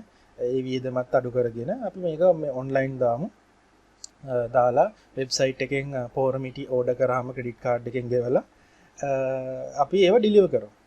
එතකොට ඒක ඒ වගේ කස්ටමර් බේස් එකකට ඒ වගේ පාරිභෝගික කොට්ටාසයකට ඒ ක්‍රමය සූටබල්ද? ඒ ක්‍රමය යෝග්‍යයිද කියලා දෙපාරක් හිතලා බලන්න ඕන. ඒ වගේ මම දීපු උදාහරණය වගේ අවස්ථාවක ඇත්තටම ඒක යෝග්‍ය වෙන්නේ නැහැ. මොකද ඒ පාරිභෝගිකයන් මේ තාක්ෂණයත් සමග එච්චර සම්බන්ධතාවයෙන් කටයුතු කරන්නේ නැති නිසා සමහර වෙලාවට කලින් ආයතනයට තිබිච්ච සේල් එක ඒ තරම් ප්‍රමාණයක් විකුණා ගැනීමට නොහැකි වෙන්න පුළුවන්. එතකොට ඒක නිර්ණායකය. acceptability. එතකොට සමහර අවස්ථා තියෙන්න පුළුවන් තමන්ගේ ඩිස්ට්‍රිබියුටර්ස්ලා ඉන්නවා, තමන්ගේ සප්ලයර්ස්ලා ඉන්නවා. එතකොට ඒ අනුව මේක ඒගොල්ලෝ මේකට කැමති නැති වෙන්න පුළුවන් අවස්ථා තියෙන්න පුළුවන්. ඒ කියන්නේ ඔබ අපි හිතමු මේක නිෂ්පාදකයෙක්ගෙන් අරන් ඔබ මේක විකුණන්න උත්සාහ කරන්න. එතකොට ඒ නිෂ්පාදකයෙක්ගෙන් අරන් ඔබ විකුණන වෙලාවට ඔබට හිතුනොත් මම මේක වෙබ්සයිට් එකක් හදලා මේක ඔන්ලයින් දාලා e-commerce ආකාරයට විකුණනවා කියලා සමහර වෙලාවට ඒ නිෂ්පාදකයා ඒකට අකමැති වෙන්න පුළුවන්. මොකද මේ නිෂ්පාදකයාත් තමන්ගේ නිෂ්පාදන තමන්ගේ වෙබ්සයිට් එකේ කියන්නේ භාණ්ඩ නිෂ්පාදනය කරන වෙබ්සයිට් එකෙන්ම පාරිභෝගිකයන්ට විකුණනවා. ඊට අමතරව ඔබටත් අඩු මුදලකට මේවා ලබා දෙනවා.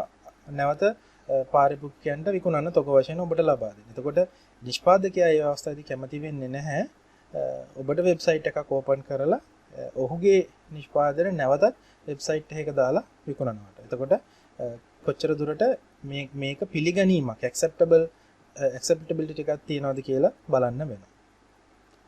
අවසාන වශයෙන් feasibility. ඒ කියන්නේ තාක්ෂණය පැත්තෙන් මේකට යන වියදම පැත්තෙන් සලකා බලන්න වෙනවා. මෙන්න මේ වගේ තාක්ෂණයක් මේ ආයතනයට මේ අවස්ථාවේදී ගැලපෙනවද? ඊට අමතරව මේ සියලුම ටෙක්නොලොජිකල් මේ e-commerce වෙබ්සයිට් එක හදලා මේකේ payment gateways මේක ස්ථාපනය කරලා එතකොට මේ පිළිබඳ දැනුවත් පුද්ගලයෙක් මේකේ සේවයට අරගෙන මේ සියලු දේවල් කරන්න අපිට ශක්්‍යතාවයක් තියනවාද ආයතනයේ හැටියට ඒතකොට සමහර කුඩා ආයතන වලට මේම ශක්තිතාවයක් තියෙන විදිහක් නැහැ. මොකද ඒගොල්ලන්ගේ ආදායම සීමිත ප්‍රමාණයක්. එතකොට ඒ ආදායමෙන් එනුත් සෑහෙන ප්‍රමාණයක් මේ තාක්ෂණයට වෙන් කරන්න ගියාම ආයතනේ පවත්වාගෙන යන්න අමාරුයි. එතකොට e-commerce වලට ආයතනයක් යොමු වෙනවා නම් ඒකේ තියෙන suitability එක කියන්නේ යෝග්‍යතාවය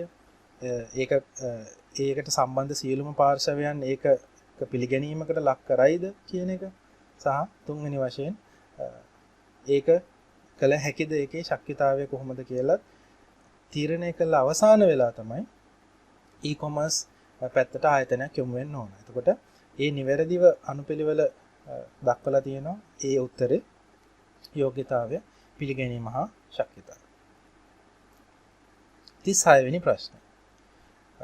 මේක අපි සාමාන්‍ය දැනීමත් එක්ක සම්බන්ධ කරලා මේකේ උත්තරය හදාගන්න බලන්න ඕනේ. 36 වෙනි ප්‍රශ්නේ සඳහන් වෙන්නේ පහත සඳහන් ඒවායින් ඊ-වාණිජ ව්‍යාපාර ආකෘතියේ ප්‍රධාන ප්‍රතිලාභ නොවන්නේ.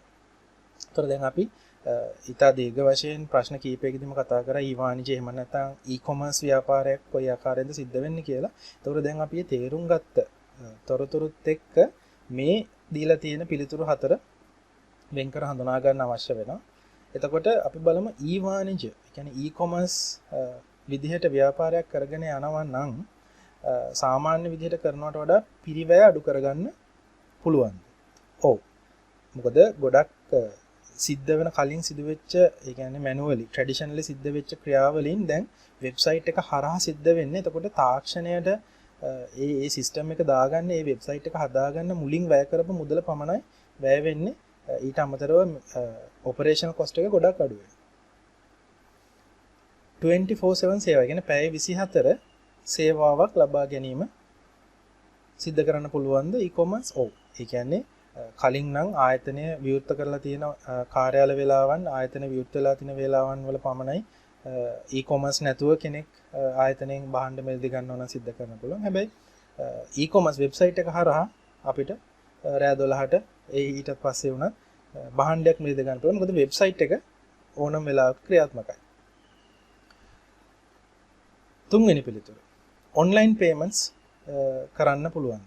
ඔන්ලයින් පේමන්ට්ස් කරන එක තමයි e-commerce වල තියෙන මූලිකම පහසුකම. ඒ කියන්නේ සියලුම ගෙවීම් ඔන්ලයින් මාර්ගයෙන් කරගැනීමේ හැකියාව තියෙන. ඒකට ඒක මේකේ e-commerce වල ප්‍රතිලාභයක්. D. වේගවත් බෙදා හැරීම. අන්න එතනදී තමයි අපිට කල්පනා කරලා බලන්න වෙන්නේ පේමන්ට් එක ඔන්ලයින් ගත්තට ඒ භාණ්ඩය පාරිභෝගිකයාට ගෙන යන ක්‍රමවේදය ඔන්ලයින් ක්‍රමවේදයක් නෙමෙයි. එතකොට ඒක අපි වාහනයක් පාවිච්චි කරලා රේදුරෙක් හරහා මේක ඒ අදාළ පාරිභෝගිකයාට යවන්න නම් එහි කිසිදු වෙනසක් සිද්ධ වෙන්නේ නැහැ පේමන්ට් එක ඔන්ලයින් ගත්තා කියලා. එතකොට බෙදා හැරීම වේගවත් කරන්න ඒක හේතුවක් වෙන්නේ නැහැ. නමුත් කෙනෙකුට හිතන්න පුළුවන් අපිට e-commerce හරහා payment එක online දාපු නිසා ඉක්මනට අපේ purchase එක ඉක්මනට කරගන්න පුළුවන්. නැත්තම් උදාහරණයක් විදිහට අද ආයතනය වහන්නේ හවස 5ට නම් අපිට හවස 6ට මතක් වුණොත් මෙන්න මේ භාණ්ඩේ මිලට ගන්න ඕන කියලා අපිට හවස 6ට මේ site එකට ගිහිල්ලා payment එක කරන්න පුළුවන්. ඒකට කෙනෙකුට හිතෙන්න පුළුවන් අපි හෙට උදේ 9ට ආයතනය විවෘත කරනකම් ඉන්න අවශ්‍ය නැහැ නේද කියලා. නමුත් ආයතනයේ විවෘත කරනකම් හෙට අද හවසට පේමන්ට් එක කරාට ඒ පේමන්ට් එකට අදාළව බෙදා හැරීම සිද්ධ වෙන්න ආරම්භ වෙන්නේ ආයතනයේ විවෘත කරාම. එතකොට හෙට උදේ 9ට විවෘත කරාට පස්සේ තමන්ගේ ගෙවීම ලබා දුන්නත් දැන් අද රාත්‍රියේදී ගෙවීම කරත් බෙදා හැරීමට ඒක ලොකු බලපෑමක් වෙන්නේ නැහැ. හරි. අපි යමු දැන් 37 වෙනි ප්‍රශ්නට. පහත සඳහන් ඒවායින් ව්‍යාපාර සඳහා සමාජ මාධ්‍යවල රැඳී සිටීමට ප්‍රධාන හේතුවක් නොවන්නේ. ඒකට තමන්ගේ ව්‍යාපාර කටයුතු වලද සමාජ මාධ්‍ය අවශ්‍ය වෙන්නේ මොන අවස්ථාවලද? ව්‍යාපාර කටයුතු වලට සමාජ මාධ්‍ය අවශ්‍ය වෙන්නේ නැත්te එහෙම නැත්නම් උදව් කරගන්න බැරි මොන කටයුතු වලදද? එතකොට පිරිවැය අවම වෙළඳ දැන්වීම් ප්‍රචාරය. එතකොට මාකටිං අඩු මුදලින් කරගන්න පුළුවන්ද? ඔව්. ඔන්ලයින් මාකටිං වල වියදම අඩුයි. කටවුට් එකක්, බැනර් එකක්, පුවත්පත්වල දැන්වීමක් පළ කරනට වඩා විශාල වශයෙන් මිල අඩුයි ඔන්ලයින් ඇඩ්වර්ටයිස්මන්ට් එකක් දාන එක. විශාල පාරිභෝගික සංඛ්‍යාවක් ආවරණය කරන්න පුළුවන්ද? ඔව්. ඉතා විශාල පාරිභෝගික සංඛ්‍යාවක් ආවරණය කරන්න පුළුවන්. මොකද සමාජ මාධ්‍ය ජාලවල විශාල පාරිභෝගික ප්‍රමාණයක් එකතු වෙලා ඉන්නේ. ගනුදෙනුකරුවන් වඩාත් සමීපව තේරුම් ගන්න හැකිවීම. ඇත්තටම සමාජ මාධ්‍ය ජාලවල අපිට ගනුදෙනුකරුවන් වෙන් කරලා හඳුනා ගන්න පුළුවන්. මෙන්න මේ ප්‍රදේශවල ඉන්න අය, එහෙමත් නැත්නම් මෙන්න මේ භාණ්ඩ වලට වැඩි කැමැත්තක් දක්වලා තියෙන අය, එහෙමත් නැත්නම් මෙන්න මේ භාණ්ඩ දැනට මාස කිහිපයකට කලින් භාවිතා කරපු අය, එහෙමත් නැත්නම් මෙන්න මේ සම්බන්ධ දේවල් වලට කැමැත්තක් දක්වලා තියෙන අය විදිහට අපිට ගනුදෙනුකරුවන්ව තේරුම් ගැනීමේ හැකියාව තිබෙනවා සමාජ මාධ්‍ය ජාලවල. මොකද ගනුදෙනුකරුවන් එහෙම නැත්නම් සමාජ මාධ්‍ය ජාල පාවිච්චි කරන සියලුම පුද්ගලයන්ගේ හැසිරීම සමාජ මාධ්‍ය ජාලවල සටහන් කර ගැනීමක් සිද්ධ වෙනවා. ඒක මේ පුද්ගලයන්ට නොදැනුවත්ව තමයි සිද්ධ වෙන්නේ. නමුත් සමාජ මාධ්‍ය ජාලා ඔයගොල්ලන්ගේ සියලුම හැසිරීම සටහන් කර ගන්නවා. ඒ සටහන් කරගෙන වෙනත් ආයතනවලට ඒ හැසිරීම කොයි ආකාරයෙන්ද සිද්ධ වෙන්නේ, ඔබ කොයි විදිහේ දේවල් වලට කැමති පුද්ගලයෙක්ද වගේ තොරතුරු වෙනත් ආයතන වලට මුදලට විකිණීම ගොඩක් සමාජ මාධ්‍ය ජාලා සිද්ධ කරනවා. ඒක ඒගොල්ලන්ගේ එක ආදායම් මාර්ගයක්. එතකොට මේ කතා කරපු තුනම ඇත්තටම සමාජ මාධ්‍ය ජාලයක් එක්ක එකතු වෙලා ව්‍යාපාර කටයුතු කරන්න ආයතනයකට තියෙන හොඳම හේතු තුනක් මේක. හතරවෙනි එක තරඟකරුවන්ගේ ක්‍රියාවන්ට ප්‍රතිචාර දැක්වීමට හැකියවීම. එතකොට ඒක අපිට හේතුවක් විදිහට ගන්න බෑ. මොකද තරඟකරුවන්ට එහෙම සමාජ මාධ්‍ය ජාලාවල අපි වගේම මේ සියලුම දේවල් කරන්න පුළුවන්. එතකොට අපිටත් මේ සමාජ මාධ්‍ය ජාලාවල වෙළඳ දැන්වීම් දාන්න පුළුවන්, විශාල පාරිභෝගිකයන් සංඛ්‍යාවක් ආවරණය කරන්න පුළුවන්, ගනුදෙනුකරුවන් හොඳට තේරුම් ගන්න පුළුවන්. තරඟකරුවන්ටත් මේ පහසුකම් තියෙනවා. මේක ඕනම ආයතනයකට මේ පහසුකම් ලබා ගන්න පුළුවන්. එතකොට ඒ තරඟකරුවන්ගේ ක්‍රියාවන් වලට අපිට සමාජ මාධ්‍ය ජාලා නිසා නිවැරදිව ප්‍රතිචාර දක්වන්න බෑ. අපි ඒක අපේ ව්‍යාපාරයේ ස්ට්‍රැටජි එක වෙනස් කරලා නව නිර්මාණ කරලා තම භාණ්ඩ තරඟකාරී මිලකට ඉදිරිපත් කළා තමයි අපිට තරඟකරුවන්ට ප්‍රතිචාර දක්වන්න වෙන්නේ. නමුත් සමාජ මාධ්‍ය දාලාව රැඳී සිටියා කියලා අපිට ඒ දේ සිද්ධ කරන්න බෑ. 38 වෙනි ප්‍රශ්නේ. ආහාර නිෂ්පාදන සමාගමක් භාවිතා කළ හැකි වඩාත් සුදුසු සමාජ මාධ්‍ය සංයෝජනය කුමක්ද? එතකොට මම මෙන්න මේ කොටස උපුටා ගත්තා ටෙක්ස්ට් බුක් එකෙන්. Selecting the right social media channel for your business. එතකොට අපි දන්නවා Facebook මේක ගොඩක් දෙනෙක් පාවිච්චි කරනවා. Twitter සමහර අය පාවිච්චි කරනවා. Facebook තරම් පාවිච්චි කරන්නේ. YouTube සමහර වෙලාවට Facebook පාවිච්චි කරනට වඩා YouTube පාවිච්චි කරන පුද්ගලයෝ ඉන්නවා. LinkedIn කියන්නේ මේක social media එකක්ම තමයි. නමුත් මේක රැකියා කරන ඒ රැකියාවන් හා සම්බන්ධ වෙච්ච අයට පාවිච්චි වෙන network එකක්. Instagram නුත් සෑහෙන පිරිසක් පාවිච්චි කරන. නමුත් Facebook, YouTube, Twitter තරම් පාවිච්චි අඩුයි. Instagram කියන්නේ තමන්ගේ ඒ ලබා ගන්න ඡායාරූප ෆොටෝස් ෂෙයා කරලා අනිත් අයත් එක්ක බෙදා ගන්න ක්‍රමවේදය.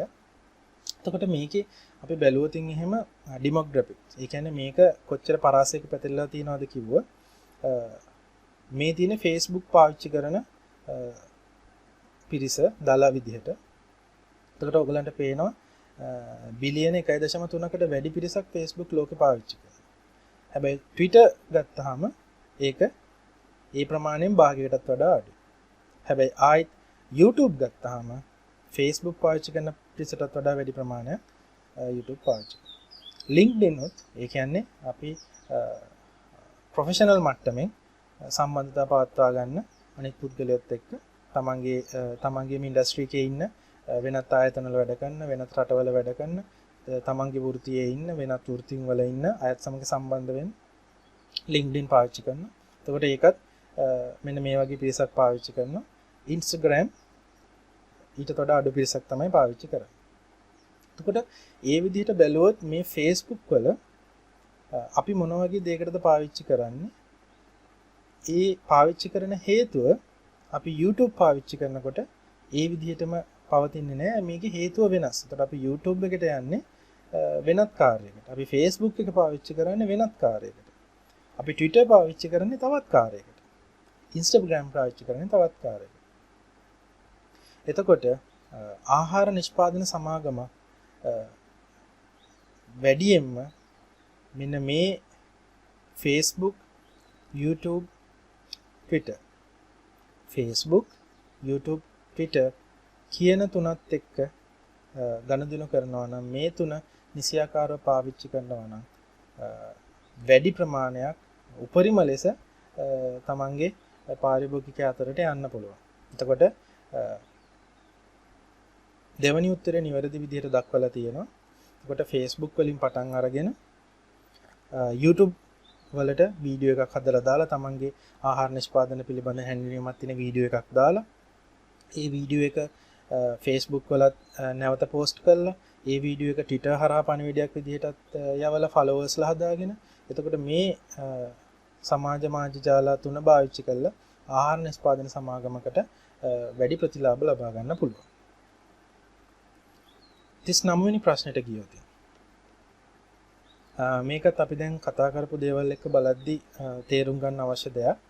වෙළඳ දැන්වීමක් නිර්මාණය කිරීමට ව්‍යාපාරයකට සීමිත අයවැයක් ඇති වෙලාවක ඔවුන් කළ යුතු වන්නේ. ඒ කියන්නේ ලොකුවට වියදම් කරන්න බෑ. වැඩි වියදමක් දරන්න නැතුව නමුත් අපිට ඇඩ්වර්ටයිස්මන්ට් එකක් නිර්මාණය කරගන්න ඕන.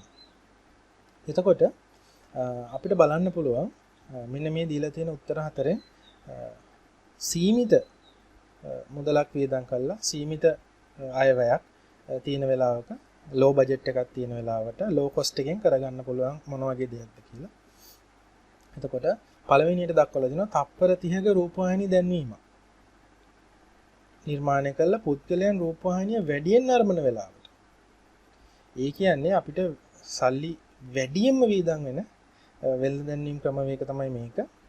තප්පර 30ක ටීවී කමර්ෂල් එකක් කියන්නේ විශාල මුදලක්. ඒකත් පුද්ගලයන් වැඩිම නරඹන ඒ කියන්නේ ප්‍රයිම් ටයිම්. ඒ කියන්නේ නිවුස් යන වෙලාවට හවස 7ට ඒ වගේ වෙලාවට මේක ඉදිරිපත් කරනවා කියන්නේ මේ වෙළඳ දැන්වීමකට යන්න පුළුවන් ඉහළම අගය තමයි මේ වෙලාවේදී යන්නේ. එතකොට ලොකු වියදමක් මෙන්න මේ රූපවාහිනී දැන්වීමක් කරන්න යනවා. දෙවෙනි එක. Facebook post එකක් විදිහට ආයෝජනය කරනවා. Facebook post එකක් විදිහට ආයෝජනය කරන්න පුළුවන්. ඒකට වැඩි වියදමක් වැය වෙන්නේ නැහැ. ඒක නිසා ඒක හොඳ පිළිතුරක් විදිහට අපිට දැනට සලකන්න පුළුවන්. අනිත් පිළිතුරු මොනවද කියලා බලනවා. තුන්වෙනි. මිනිත්තු 3ක YouTube වීඩියෝ එකක් සෑදීම සහ ආයෝජනය කළ Facebook කි නැවත ප්‍රකාශයටපත් කිරීම. එතකොට මේ මිනිත්තු 3ක YouTube වීඩියෝ එකක් හදන්න මුදලක් වැය වෙනවද? මුදලක් වැය වෙන්නේ නැහැ. YouTube එකේ වීඩියෝ එකක් දාන්න නොමිලේම පුළුවන්. එතකොට YouTube එකේ වීඩියෝ එක දාලා YouTube බලන කට්ටියට මේ වීඩියෝ එක බලන්නත් ඉඩ සලස්සලා ඊට අමතරව Facebook වල ආයෝජනයක් කළා. ඒ කියන්නේ යම් මුදල් ප්‍රමාණයක් වියදම් කළා. මේ හදපු වීඩියෝ එක පෝස්ට් එකක් විදිහට YouTube එකෙන් Facebook එකෙන් නැවත පෝස්ට් කරන්න පුළුවන්, නැවත පළ කරන්න පුළුවන්. එතකොට YouTube හරහාත් මේකේ වෙළඳ දැන්වීම කෙනෙකුට ලබා ගන්න පුළුවන්. Facebook හරහාත් ලබා ගන්න පුළුවන්. එකම වියදමක් තමයි මේ දෙකටම යන්නේ. එතකොට කලින් B වල දක්වපු පිළිතුර නිවැරදි. නමුත් C වල පිළිතුර ඊටත් වඩා නිවැරදි. වැඩි වශයෙන් කස්ටමර්ස්ලා පාරිභෝගිකයෝ අතරට යන්න පුළුවන් මේ ක්‍රම දෙකම හරහා එකම මුදලක් වියදම් කළා. එතකොට C B වලට වඩා C මේකට ගැලපෙනවා. අවසාන වශයෙන් දීලා තියෙනවා පුවත්පත් වෙළඳ දැන්වීම සඳහා ආයෝජනය කිරීම. එතකොට ටීවී කමර්ෂල් එකක් සඳහා ආයෝජනය කරන මුදලෙන් සුළු කොටසක් තමයි පුවත්පත් සඳහා යන්නේ. නමුත් Facebook එකේ පෝස්ට් එකක් දාන්න, YouTube එකේ වීඩියෝ එක හදලා Facebook එකේ පෝස්ට් එකක් දාන්න පුවත්පතක වෙළඳ දැන්වීමක් දාන තරම්වත් මුදලක් වැය වෙන්නේ නැහැ. ඒකෙන් ගොඩාක් ඊටත් වඩා විශාල ඉතිරියක් මේකේ කරගන්න පුළුවන්. එතකොට C පිළිතුර තමයි වඩාත් නිවැරදි. දැන් අපි යමු 40 වෙනි ප්‍රශ්නෙට. ව්‍යාපාරයකට ඩිජිටල් තාක්ෂණයන්හි බලපෑමේ වර්තමාන අනුපිළිවෙල කුමක්ද? එතකොට මම ටෙක්ස්ට් බුක් එකකින් මෙන්න මේ මෙතන දක්වලා තියෙන කොටස උපුටා අරගෙන තියෙනවා. digitization, digitalization, digital transformation. digitization කියන්නේ අපි බලමු මොකද්ද මෙතන සඳහන් කරලා තියෙන්නේ කියලා. essentially refers to taking analog information and encoding it into zeros and ones so that computers can store, process and transmit such information. එතකොට digitization කියන්නේ දැනට ආයතනය තුල තියෙන තොරතුරු හා දත්ත, ඒ කියන්නේ කඩදාසි වල, පොත්පත් වල, ලාච් වල තියෙන ෆයිල් කවර වල තිබෙන ආයතනයේ තියෙන දත්ත හා තොරතුරු ස්කෑන් කරලා එහෙම නැත්නම් කම්පියුටර් එකට ඒක බලාගෙන ටයිප් කරලා පරිගණකගත කිරීම. ඒක තමයි මූලික අවස්ථාව. එතකොට ෆෝම් එකක් කස්ටමර් කෙනෙක් පාරිභෝගිකයෙක් ෆිල් කරලා දුන්නාම අපිට එක්ක පුළුවන් මේ ෆෝම් එක ස්කෑන් කරලා ડોකියුමන්ට් එකක් විදිහට කම්පියුටර් එකට ලබා ගන්න. එහෙම නැත්නම් මේ ෆෝම් එකේ තියෙන සියලුම තොරතුරු කම්පියුටර් එකට software එකට ටයිප් කරන්න. එතකොට පස්සේ අපේ සිස්ටම් එකෙන් ඒ කටයුතු කරගන්න පුළුවන්. එතකොට මේක තමයි මූලිකම අවස්ථාව. digitization. තොරතුරු පරිගණකගත කිරීම. එහෙම පරිගණකගත කරාට පස්සේ සියලුම තොරතුරු ආයතනයේ පරිගණකයේ අපිට ලබා ගන්න පුළුවන් අවස්ථාව ආවට පස්සේ අපිට ඊළඟ ස්ටෙප් එකට යන්න පුළුවන්. තාක්ෂණයේ ඊළඟ ස්ටෙප් එක. digitization කරපු ආයතනයක් digitalization කරන්න පුළුවන්. එතකොට කලින් digitization එකේදී අපි තොරතුරු හා දත්ත හා තොරතුරු පමණක් පරිගණකගත කරා. නමුත් ආයතනයේ ක්‍රියාපටිපාටිය කලින් කරපු සාම්ප්‍රදායික ක්‍රමවේදයටමයි කරේ. ක්‍රියාපටිපාටියේ කිසිදු වෙනසක් සිද්ධ වුණේ නැහැ. ඒක අපි digitalization කියන தත්ත්වයට ආයතනය දියුණු කරන්න අවශ්‍ය වුණාම කලින් අපි කරපු ක්‍රියාපටිපාටියත් process එක සම්පූර්ණයෙන්ම තාක්ෂණය හරහා සිද්ධ වෙන ආකාරයට වෙනස් කරන්න පුළුවන්. එතකොට අපි කලින් මේ අවස්ථාවේදී අපිට එන පුද්ගලයෙකුට print කරපු form එකක් නම් ලබා දුන්නේ. ඒක බලාගෙන පුද්ගලයෙක් මේක කම්පියුටර් එකට enter කරපු එක නම් කලින් කරේ. මේ අවස්ථාවේදී අපිට මේ process එකත් වෙනස් කරන්න පුළුවන්. print කරපු form එකක් අපි ලබා දෙන්නේ අපි ආයතනයේ වෙනම දාලා තියෙන්න පුළුවන් අපිට කම්පියුටර්ස් කීපයක්. ඒ කම්පියුටර්ස් කීපේ මේ form එකම online version එක load කරලා තියන්න පුළුවන්, open කරලා තියන්න පුළුවන් එතන. එතකොට මේ පුද්ගලයාට අපි කියනවා අතන කම්පියුටර් එකේ වාඩි වෙලා ඔයාගේ විස්තර ටික එතන type කරලා submit කරලා මෙතනට එන්න. එතකොට අපි මෙතනින් තියෙන නිවැරදි කිරීම ඒවා සනාථ කිරීම කරගන්න ඔයා එතන ගිහිල්ලා ඒක කරලා එන්න. එතකොට process එකත් සම්පූර්ණයෙන්ම digital කරණය කරගන්න එක තමයි digitalization කියන්නේ. දත්ත හා තොරතුරු පමණක් නෙමෙයි ඒකේ ක්‍රියාපටිපාටියත් මේකට අනුගත කර ගැනීම තමයි digitalization කියන්නේ. ඒකත් කරගත්තට පස්සේ ආයතනයේ දැන් විශාල වශයෙන් ඩිජිටල් තාක්ෂණය පාවිච්චි කරන නිසා, හොඳ සූදානමක් තියෙන නිසා, හොඳ පළපුරුද්දක් තියෙන නිසා ආයතනට පුළුවන් අවසාන අධීර ඩිජිටල් ට්‍රාන්ස්ෆෝමේෂන් එකක් කරා එන්න. ඒ කියන්නේ මුළු ආයතනයම සම්පූර්ණ පරිවර්තනයක්, සම්පූර්ණ වශයෙන් පරිවර්තනයක් සිද්ධ කරන්න. එතකොට ලංකාවේ රාජ්‍ය ආයතන අපි ගත්තොත් එහෙම අපේ පාස්පෝර්ට් එක ගන්න ස්ථානය, ඩ්‍රයිවිං ලයිසන් එක ගන්න ස්ථානය, national ID card එක ගන්න ස්ථානය දැන් සම්පූර්ණයෙන්ම digital transformation එකක් බවට පත් වෙලා තියෙන. සියලුම තොරතුරු, සියලුම ක්‍රියාමාර්ග ක්‍රමවේදයන් digital කරණය කරලා තියෙනවා. හරි. එතකොට නිවැරදි පිළිතුර වෙන්නේ පළවෙනි ස්ටෙප් එක digitalization, digital transformation. එතකොට මේ පිළිවෙලට තමයි ආයතනයක් තාක්ෂණය ලබා ගන්න ඕන. දැන් අපි යමු 41 වෙනි ප්‍රශ්නට. මූල්‍ය සේවා සැපයීමේදී සාම්ප්‍රදායික මූල්‍ය ක්‍රමවේදයන් සමග තරඟ කිරීම අරමුණු කරගත් තාක්ෂණය හා නව්‍යකරණය හැඳින්වෙන්නේ. එතකොට සාමාන්‍ය මූල්‍ය ක්‍රමවේදය එක තරඟ කරන ක්‍රමවේදයක් කියලා ගත්තාම අපිට මතක් වෙන්නේ බැංකු හරහා සිදුවන ක්‍රියාකාරකම් වෙනුවට බැංකු හරහා මූල්‍ය ගනුදෙනු රජයන් හරහා මූල්‍ය ගනුදෙනු කරන ක්‍රමවේදයට අනුව වෙනස් ආකාරයකට තාක්ෂණය පාවිච්චි කරලා මේ මූල්‍ය ගනුදෙනු සහ මූල්‍ය සේවාවන් පවත්වාගෙන යන්න දැන් නැඹුරුවක් තියෙනවා. එතකොට ඔයගොල්ලෝ අහලත් ඇති අපේ දැන් ලංකාවේ ප්‍රචලිත වෙලා තියෙන ණය දෙන ක්‍රමවේදයක් තිබෙනවා. ඒ කියන්නේ විනාඩි 15ක් 20ක් වගේ කාලයක් ඇතුළත ඔබට පුළුවන් බැංකුවක සහායක් නැතුව ඒ වෙබ්සයිට් එකට ගිහිල්ලා ඒ වෙබ්සයිට් එකට තමන්ගේ විස්තර දාලා ණය මුදලක් ඉල්ලීමක් කරන්න. එතකොට මේ ණය මුදල ඉතා ඉක්මනින් පැයක් වගේ කාලයක් ඇතුළත ඔබගේ ගිණුමට බැර වෙන්න ආකාරයට සකස් කරලා තියෙනවා. එතකොට ඒ ණය දීමේ ක්‍රියාවලියට බැංකු සහභාගී වෙන්නේ නැහැ. එතකොට ෆින්ටෙක් එහෙමත් නැත්නම් ෆයිනෑන්ෂල් ටෙක්නොලොජි තාක්ෂණය භාවිත කරලා මූල්‍යමය ක්‍රියාදාමයන් සිදු කර ගැනීම තමයි මේකෙන් බලාපොරොත්තු වෙන. අනාගතයේ ගොඩක් පූර්වකථනයන් තියෙනවා මේ ෆින්ටෙක් ක්‍රමවේදය යටතේ මුළු ලෝකයටම විශාල බලපෑමක් සිද්ධ වෙන්න පුළුවන් කියලා. එතකොට අපි බැලුවොත් ඒකේ උදාහරණ කීපයක් ණය සහ ඉතිරි කිරීමේ කටයුතු කරන්න පුළුවන් බැංකු වෙනුවට මිතුරු කණ්ඩායම කියන්නේ පියර් ටු පියර්. ඒ කියන්නේ මගේ ළඟ මුදලක් තිබෙනවා නම් මට ඒක කාට හරි ණයට දීලා මුදලක් උපය ගන්න ඕන නම් ඒතර මට මෙන්න මේ වගේ ක්‍රමවේදයක් කරා මගේ මුදල වෙන කෙනෙකුට ණයට දෙන්න පුළුවන්. ඒකට මට පොලියක් අය කරගන්න පුළුවන් පුද්ගලයෙක් හැටියට. එතකොට මම ඒ අවස්ථාවේදී බැංකුවක් විදිහට තමයි මට කටයුතු කරන්න පුළුවන්.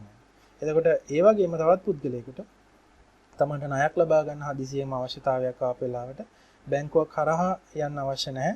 මේ වගේ සම්බන්ධ වෙලා ණය දෙන්න කැමති වෙනත් පුද්ගලයෙක්ගෙන් ණය ලබා ගන්න මෙන්න මේ තාක්ෂණය හරහා පුළුවන්. එතකොට මුදල් සම්ප්‍රේෂණය කරන එක, එතකොට ශාඛා ජාල ඇමතුම් මධ්‍යස්ථාන හෝ සංකීර්ණ පද්ධතිය ඒ අවශ්‍යතාවය නැතුව ඩිජිටල් බැංකු කරන කටයුතු සිදු කරගන්න මේ වගේ ගොඩක් දේවල් මෙන්න මේ ෆින්ටෙක් ක්‍රමවේදය හරහා ඉදිරියේදී අපිට දකින්න පුළුවන්. එතකොට ඒක ගැන කතා කරද්දී අපිට මේ ක්‍රිප්ටෝකරන්සි බ්ලොක්චේන් ක්‍රිප්ටෝකරන්සි තාක්ෂණයත් මේ වගේ භාවිතා වෙන විදිහ අපිට දැක ගන්න පුළුවන්. එතකොට ෆින්ටෙක් කියන්නේ ෆයිනෑන්ෂල් ටෙක්නොලොජි. එතකොට මේ තාක්ෂණය ඇතුලේ සිද්ධ වෙන ක්‍රියාවලිය තමයි මෙතන දක්වලා තියෙන්නේ. එතකොට මූල්‍ය සේවා සපයන සාම්ප්‍රදායික ක්‍රමවේදයන් සමග තරඟ කරන්න තාක්ෂණය ඉනොවේටිව් තාක්ෂණයක් පාවිච්චි කළා. දැන් මේ අවස්ථාවේදී ලෝකීය ක්‍රියාත්මක වෙන්නේ ෆින්ටෙක් කියන ක්‍රමවේදය. දැන් අපි යමු 42 වෙනි ප්‍රශ්නෙට. එතකොට මම කලින් සඳහන් කරා වගේ මේ කෑෂ් වැගන් කියන වෙබ්සයිට් එකෙන් තමයි පියර් ටු පියර් ලෙන්ඩින්. ඒ කියන්නේ තවත් පුද්ගලයෙක්ගේ සල්ලි තවත් පුද්ගලයෙකුට ණයට ගන්න ඉඩ ප්‍රස්තාව සලසලා දීලා තියෙනවා. හරියට නිකන් අර අපි කලින් කතා කරා වගේ කන්සියුමර් ටු කන්සියුමර් e-commerce අර ikman.lk ක්වෙස්චන් එකත් අපි කතා කරේ. පුද්ගලයෙකුට පුළුවන් තවත් පුද්ගලයෙකුට භාණ්ඩයක් විකුණන්න ඒ පද්ධතිය හරිය. එතකොට මෙතනත් සිද්ධ වෙන්නේ පුද්ගලයෙකුට පුළුවන් තමන් ළඟ තියෙන මුදල් තවත් පුද්ගලයෙකුට ණයට දෙන්න මෙන්න මේ ක්‍රමවේදය හරහා. එතකොට මේ තියෙන්නේ ලංකාවේ තියෙන එකට තියෙන උදාහරණයක්. එතකොට මේ ආයතනයේ මේක පවත්වාගෙන යන ආයතනයත් පොලියක් ආය කරනවා. මේ මුදල ලබා දෙන පුද්ගලයාට පොලියක් ලබා දෙනවා. එතකොට මේ මුදල් ණයට ගන්න පුද්ගලයාට හැබැයි විශාල පොලියක් ගෙවන්න සිද්ධ වෙනවා. එතකොට මේ ලියාපදිංචි ගණන් කරන්න බැංකු පද්ධතිය හා සම්බන්ධ නොවි ශනික අය ලබා දෙනවා. එතකොට මේක හැඳින්වෙන්නේ පියර් ටු පියර් ලෙන්ඩින්. කියන්නේ බැංකුවක් හරහා නෙමෙයි මේ ණය ලබා දෙන්නේ. වෙනත් පුද්ගලයෙක් මේ ආයතනයට ලබා දීලා තියෙන මුදල් තව පුද්ගලයෙක් ණයට ගැනීමක් තමයි සිද්ධ වෙන්නේ. 43 වෙනි ප්‍රශ්නයට අපි යමු. වාණිජ වෙබ් අඩවියක් e-commerce වෙබ්සයිට් එකක් මගින් ගනුදෙනුකරුවන්ට ඔවුන්ගේ ක්‍රෙඩිට් කාඩ් මගින් ගෙවීමට ඉඩ සලසා දීම සඳහා බැංකුව විසින් ලබාගත යුතු පහසුකම වන්නේ. එතකොට ඔන්ලයින් පේමන්ට්ස් කරන්න ඕනම ආයතනයකට තමන්ගේ වෙබ්සයිට් එකට පේමන්ට්ස් කරන්න පුළුවන් ක්‍රමවේදය එකතු කරගන්න. එතකොට ඒක බැංකුවෙන් තමයි බැංකුවට රෙජිස්ටර් වෙලා බැංකුවෙන් ලබා ගන්න ඕන තාක්ෂණයක් ඒක. ඒක තමන්ගේ වෙබ්සයිට් එකට ඇතුළත් කරගන්න ඕන. ඒකට අපි ඒක සාමාන්‍යයෙන් පොදුවේ කතා කරන්නේ පේමන්ට් ගේට්වේ එකක් කියලා. එතකොට ලංකාවේ තියෙන බැංකු කීපයක් මේ පේමන්ට් ගේට්වේ සපයනවා. එතකොට මේ ගේට්වේ එක තමන්ගේ වෙබ්සයිට් අඩවියට සකස් කරගෙන ඇතුළත් කරගත්තොත් ඕනම පාරිභෝගිකයෙකුට මේ පේමන්ට් ගේට්වේ එක හරහා මුදල් ගෙවීමේ හැකියාව තියෙනවා ක්‍රෙඩිට් කාඩ් හා වෙනත් ක්‍රමවේද මගින්. එතකොට පේමන්ට් ගේට්වේ තමයි නිවැරදි පිළිතුර වෙන්නේ. ඔන්ලයින් බැංකින් කියන්නේ බැංකුවත් සමග ගනුදෙනුකරුවා විද්‍යුත් මාධ්‍යයෙන් කරන බැංකු කටයුතු. එතකොට ඒක පේමන්ට්ස් කරන කාඩ්පත් මගින් ගෙවීම් සිදු කරන ක්‍රමයක් නෙමෙයි. e-banking කියන්නේ ඉන්ටර්නෙට් හරහා තමන්ගේ සියලු බැංකු කටයුතු බැංකුවත් සමග කර ගැනීම. එතකොට ගේට්වේ පේමන්ට් කියන්නේ මේක වැරදි විදිහට තමයි මෙතන දක්වලා තියෙන්නේ. ඒක පේමන්ට් ගේට්වේ වෙන්න ඕන. ගෙවීම් සිදු කරන ద్వාරය පේමන්ට් කරගන්න ගෙවන ගේට්වේ එක. එතකොට නිවැරදි පිළිතුර විදිහට අපිට සලකන්න පුළුවන්. දැන් අපි 44 වෙනි ප්‍රශ්නෙට යමු. e-commerce යනුවෙන් හැඳින්වෙන්නේ මොකක්ද කියලා තමයි ප්‍රශ්නේ තිබෙන්නේ. නමුත් මේ ප්‍රශ්නේ නිවැරදි කිරීමක් සිද්ධ වෙන්න ඕනේ. ඒක අලුත් වචනයක්. මේක තාම එච්චර ලංකාවේ නම් ප්‍රචලිත නැහැ. හැබැයි ලෝකේ රටවල් කීපයක මේක භාවිතා වෙනවා. G-commerce කියලා තමයි මේක පාවිච්චි වෙන්නේ. ඒ කියන්නේ gift commerce. ඒ කියන්නේ වෙන කෙනෙකුට තෑග්ගක් කියවීමේ වාණිජ ක්‍රමවේදය. එතකොට මෙන්න මේ විස්තරේ මම ඇත්තටම ටෙක්ස්ට් බුක් එකකින් නෙමෙයි වෙනත් මූලාශ්‍රයකින් මේක උපුටා ගත්තේ. එතකොට G-commerce කියලා කිව්වොත් අපි බලමු. G-commerce enables consumers to choose products as gifts for recipients and then send those items in a digital form. The giver only needs the phone number or email address of the recipient to send a gift. Upon receipt, the recipient is able to accept the item and personalize it, choosing the correct size, color or style, or even exchange it. ඒ කියන්නේ අපිට කෙනෙකුට තෑගි වශයෙන් යමක් ලබා දෙන්න අවශ්‍ය නම් ඒ වෙනුවෙන් අපි මොන හරි භාණ්ඩයක් ඔන්ලයින් හෝ ඒ ෂොප් එකට ගිහිල්ලා අපි භාණ්ඩය තෝරලා මිලදී අරගෙන අපි බොක්ස් එකක දාලා රැපින් පේපර් එකක දාලා අපි කෙනෙකුට ගිහිල්ලා බාර දෙන්න ඕන. එතකොට අපිට ඉතා ඉක්මනින් gift එකක් කෙනෙකුට දෙන්න බෑ. අපිට ඒකට ගොඩක් කාලය වැය කරන්න වෙනවා, මහන්සි වෙන්න වෙනවා, ගමන් කරන්න වෙනවා, ගොඩක් දේවල් කරන්න වෙනවා. එතකොට මේ G-commerce කියන එක ගොඩක් පහසු කරනවා මේ ක්‍රමවේදය. අපිට පුළුවන් උදාහරණයක් විදිහට අපි දෙනවා නම් කෙනෙකුට තෑග්ගක් විදිහට ඇඳුමක් ඕ නැත්නම් සපත්තු කුට්ටමක්. එතකොට අපිට ගැටලුවක් ඇති වෙනවා දැන් මේ පුද්ගලයාට මොන වගේ පෙනුමක් තියෙන, මොන වගේ ඩිසයින් එකක් තියෙන, මොන වගේ කලර් එකක් තියෙන, මොන වගේ සයිස් එකක් තියෙන සපත්තුද අවශ්‍ය වෙන්නේ. ඒතර සමහරක් වෙලාවට අපිට සපත්තුවක් ගන්න ගියත් අපිට තීරණය කරගන්න ගොඩක් වෙලාවක් යනවා. ඉතින් අපි කෙනෙකුට තෑගි දෙනකොට ඒ වගේ දෙයක් අපි ගොඩක් අපහසුතාවයටපත් වෙන ගොඩක් මහන්සි වෙන්න වෙනවා. එතකොට මේ වගේ G-commerce තාක්ෂණයෙන් අපිට පුළුවන් ඒ සපත්තු විකුණන කඩෙන් gift voucher එකක් purchase කරන්න. එතකොට මේ gift voucher එක අපි gift එක ලැබිය යුතු දෙන්න ඕන පුද්ගලයාගේ තොරතුරු දාලා තමයි gift voucher එක purchase කරන්නේ. එතකොට ඒක purchase කරාම මේ gift voucher එක email එකක් මාර්ගයෙන් අපි gift එක දෙන්න ඕන පුද්ගලයාට ලැබෙනවා. එතකොට මේ voucher එක click කරාම ඒ tag ලබන කෙනාට නැවතත් website එකට ඇවිල්ලා තමන්ට කැමති පාට, design එක, size එක තෝරලා click කරලා confirm කරාම ඒ තමන් තෝරගත්ත ඒ gift එක අපි දෙන කෙනාගේ කැමැත්ත අනුව එයා තෝරගත්ත gift එක එයාට කෙලින්ම ඩිලිවර් වෙනවා. එතකොට ඒක අපි අරගෙන ඩිලිවර් කරන්න අවශ්‍ය වෙන්නේ නැහැ. එතකොට මේක ගොඩක් පහසු ක්‍රමවේදයක් තෑගි දෙන්න මේක එක සමාගමක් විසින් තමයි හඳුන්වලා දීලා තියෙන්නේ. එතකොට G-commerce කියන්නේ තෑගි වාණිජය කියන්නේ gift commerce විදිහට තමයි දක්වලා තියෙන්නේ. අපි 45 වෙනි ප්‍රශ්නේ දිහා බැලුවා. YouTube වීඩියෝ එකක් යනු ඩිජිටල් අලෙවිකරණයේ වැඩි ප්‍රවේශයක් ලබාගත හැකි හොඳම වෙමළන් වලින් එකකි. මේ සඳහා ප්‍රධාන හේතුව මොකක්ද? අපි මේ ප්‍රශ්නට දීලා තියෙන පිළිතුරු හතර කියවලා බලමු.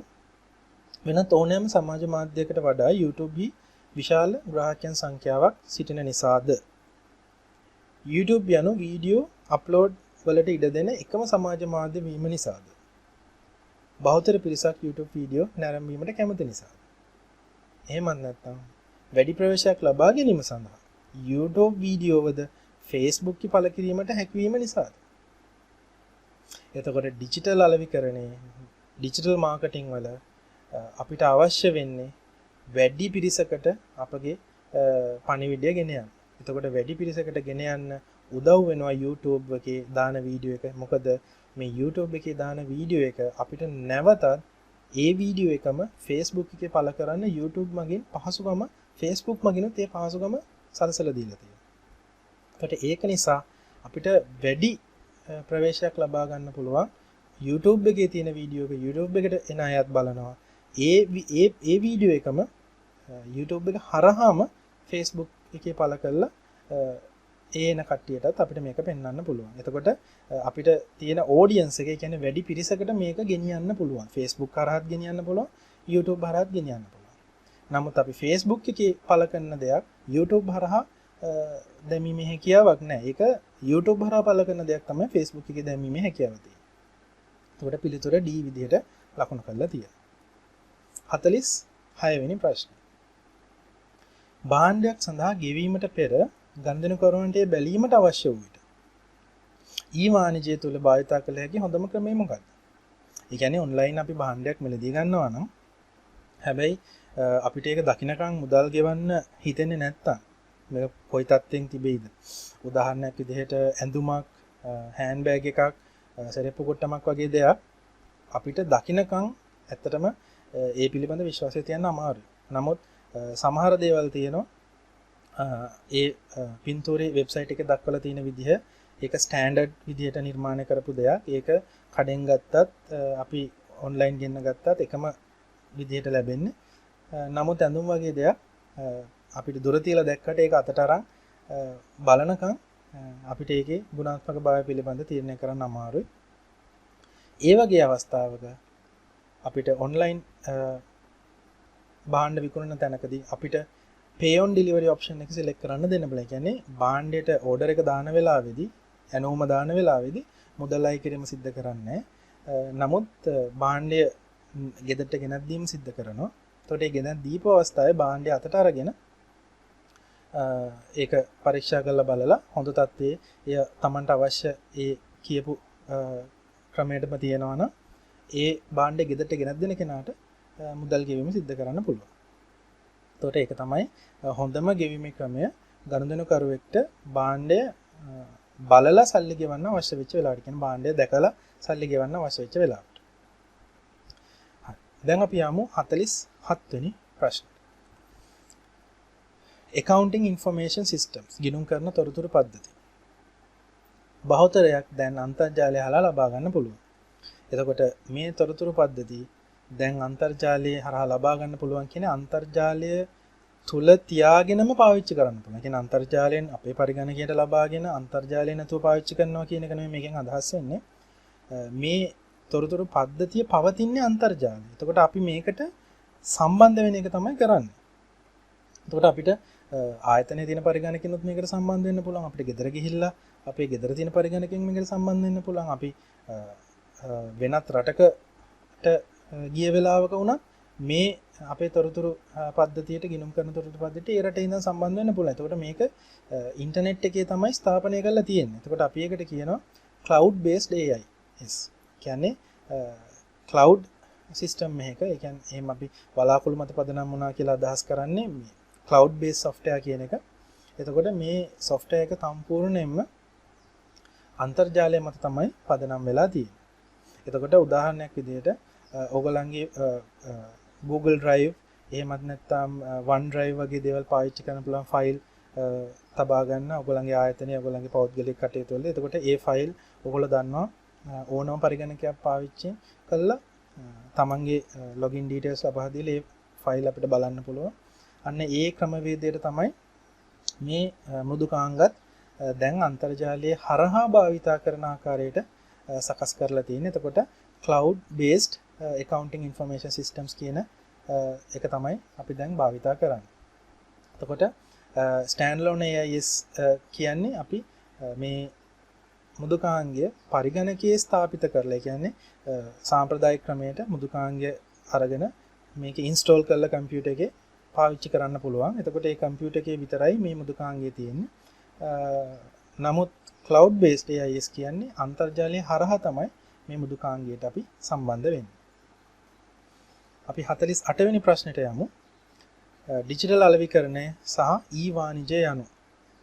එතකොට අපි බලමු මේ දෙක අතර තියෙන සම්බන්ධය කොහොමද කියලා. ඩිජිටල් අලෙවිකරණයයි ඊ-වාණිජයයි වෙන්වෙන්ව හඳුනාගත හැකි ව්‍යාපාර ක්‍රියාකාරකම් දෙකකි.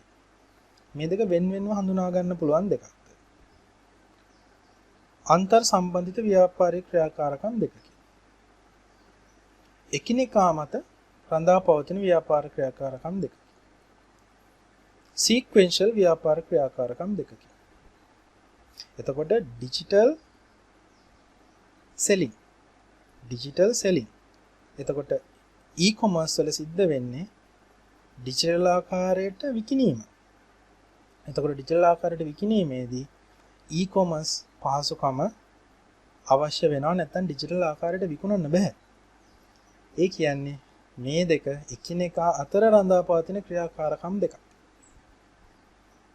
ඩිජිටල් සෙලින් කරන්න නම් ඊ-කොමර්ස් ෆැසිලිටි එක තියෙන්න ඕන. ඊ-කොමර්ස් ෆැසිලිටි එක නැති අවස්ථාවක ඩිජිටල් සෙලින් කරන්න බෑ. එතකොට නිවැරදි පිළිතුර C විදිහට දක්වලා තිබෙනවා. 49 වෙනි ප්‍රශ්න. Netflix සිය ව්‍යාපාරය කුඩා මට්ටමින් ආරම්භ කර අතර ඉතා කෙටි කාලයක් තුළ ඔවුන් හෝම් වීඩියෝ කර්මාන්තයේ වෙළඳපොළ ප්‍රමුඛයා බවට පත් වී.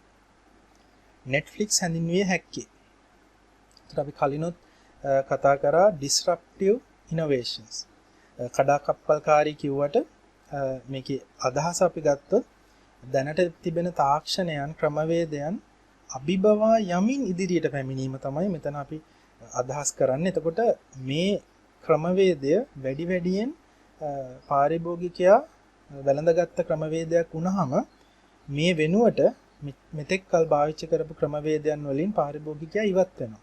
එතකොට ඒ ක්‍රමවේදයන්ට තවදුරටත් ව්‍යාපාර කටයුතු කරගෙන යාමට බැරි තත්ත්වයක් උදා වෙනවා. මොකද සියලුම දෙනා මෙන්න මේක මතට යොමු වෙන්න පටන් ගන්නවා. එතකොට අනිත් මෙච්චර කල් තිබුණු ට්‍රැඩිෂනල් සාම්ප්‍රදායික ක්‍රමවේදයන් විනාශයටපත් වෙනවා.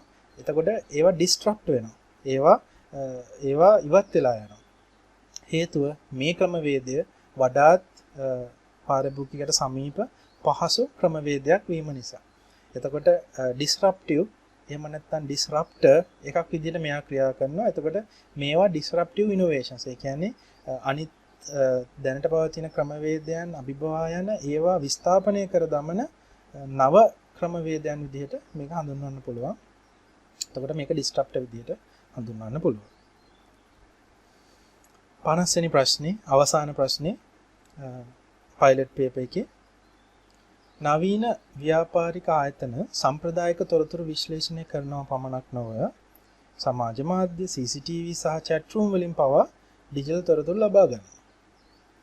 මේ හැඳින්විය හැක්කේ. එතකොට ඇත්තටම මේ ව්‍යාපාර ආයතන මේ සමාජ මාධ්‍ය වලට මේ chat rooms වලට ගිහිල්ලා data ලබා ගන්නවා කියන අදහස ආවට මේක ඇත්තටම සිද්ධ වෙන්නේ මේ පරිගණක මෘදුකාංග වලින් මේ ඇනලිටික් ටූල්ස් කියලා අපේ software වල තියෙනවා. එතකොට ඒවා ස්වයංක්‍රීයවම මේ ලබා ගන්න පුළුවන් සියලුම තොරතුරු අන්තර්ජාලය හරහා ලබා ගන්න පුළුවන් සියලුම තොරතුරු ස්වයංක්‍රීයව එකතු කරලා අපිට විශ්ලේෂණ වාර්තා ලබා දෙනවා. එතකොට ඒක ආයතනයේ පුද්ගලයෙක් මෙන්න මේ තොරතුරු මෙතනින් ගන්න ඕන කියලා එහෙම තීරණය කරන්නේ නැහැ. ඒ මෘදුකාංග වලට හැකියාව සහ බලය තියෙනවා ඉන්ටර්නෙට් එකේ තියෙන සෑහෙන විශාල data ප්‍රමාණයක් ස්වයංක්‍රීයව ලබාගෙන ඒ කටයුතු කරන්න. එතකොට සමාජ මාධ්‍ය CCTV chat room news websites මේ හැම දෙයකම තියෙන තොරතුරු විශාල තොරතුරු ප්‍රමාණයක් තිබෙනවා. අපිට හිතන්නවත් බැරි ප්‍රමාණයෙන් විශාලයි. ඒ කියන්නේ අපිට වෙන්වෙන්ව මේ තොරතුරු කියවලා බලන්න හැකියාවක් නැහැ. එතකොට අපි මේක ටෙක්ස්ට් බුක් එකේ තියෙන වෙනමම ටොපික් එකක් යටතේ ඔයගොල්ලන්ට කතා වෙනවා big data සහ big data analytics කියලා. එතකොට විශාල දත්ත ප්‍රමාණයක් විශ්ලේෂණය කිරීමේ යටතේ තමයි මෙන්න මේ කියන සංසිද්ධිය වැටෙන්නේ. අනිත් තියෙන පිළිතුරුත් එක්ක බැලුවාම ඒව ගැලපෙන්නේ නැහැ. මොකද big data analytics වලදී තමයි මෙන්න මේ විදිහේ ක්‍රියාදාමයක් සිදු වෙන්නේ. අනිත් පිළිතුරු වල data warehouse කියන්නේ ආයතනයේ තියෙන තොරතුරු ගබඩා කරලා තියෙන ක්‍රමවේදය. cloud computing කියන්නේ තාක්ෂණයක්. තමන්ගේ තියෙන දත්ත ගබඩා කරන්න තමන්ගේ තියෙන software අන්තර්ජාලය හරහා පාවිච්චි කරන ක්‍රමවේදයක්. mixed computing කියන්නේ වෙනම තාක්ෂණික යෙදුමක් දැනට පාවිච්චි වෙනවා. එතකොට මෙතන නිවැරදිම පිළිතුර වෙන්නේ big data analytics එහෙම නැත්නම් විශාල දත්ත විශ්ලේෂණ. එතකොට ඒ 50 වෙනි ප්‍රශ්නෙත් එක්ක අපි pilot paper discussion series එක අවසන් වෙනවා. මේ වීඩියෝ එකත් එක්ක ඔයගොල්ලෝ ප්‍රශ්නේ සමගම ඔයගොල්ලන්ගේ තියෙන ටෙක්ස්ට් බුක් එකේ volume 1 සහ volume 2 ආකාරයට තියෙන්නේ. ඒකත් සමගම මේ ප්‍රශ්න මේ වීඩියෝ එක බලන ගමන් චෙක් කරගන්න. ඒ ටෙක්ස්ට් බුක් එකේ තියෙන දේවල් මේකත් එක්ක සම්බන්ධ කරලා අධ්‍යයනය කරන්න. එතකොට ඔයගොල්ලන්ට මේකේ වැඩි අවබෝධයක් ලබා ගන්න පුළුවන්. ඊට ඒක අවබෝධ කරගෙන ඒ කටයුත්ත ඉවර වුණාම ඊළඟ මොක් ටෙස්ට් එක පිළිබඳ තියෙන වීඩියෝ එකෙන් ඔයගලන්ට මොක් එක්සෑම් පේපර් එක අපි ඩිස්කස් කරනවා. එතකොට ඒකට හොඳ සූදානමකින් මේ වීඩියෝ එක බලන්න කියලා ආරාධනා කරනවා. අපි පයිලට් පේපර් ඩිස්කෂන් එක මෙතනින් අවසන් කරමු. ස්තුතියි.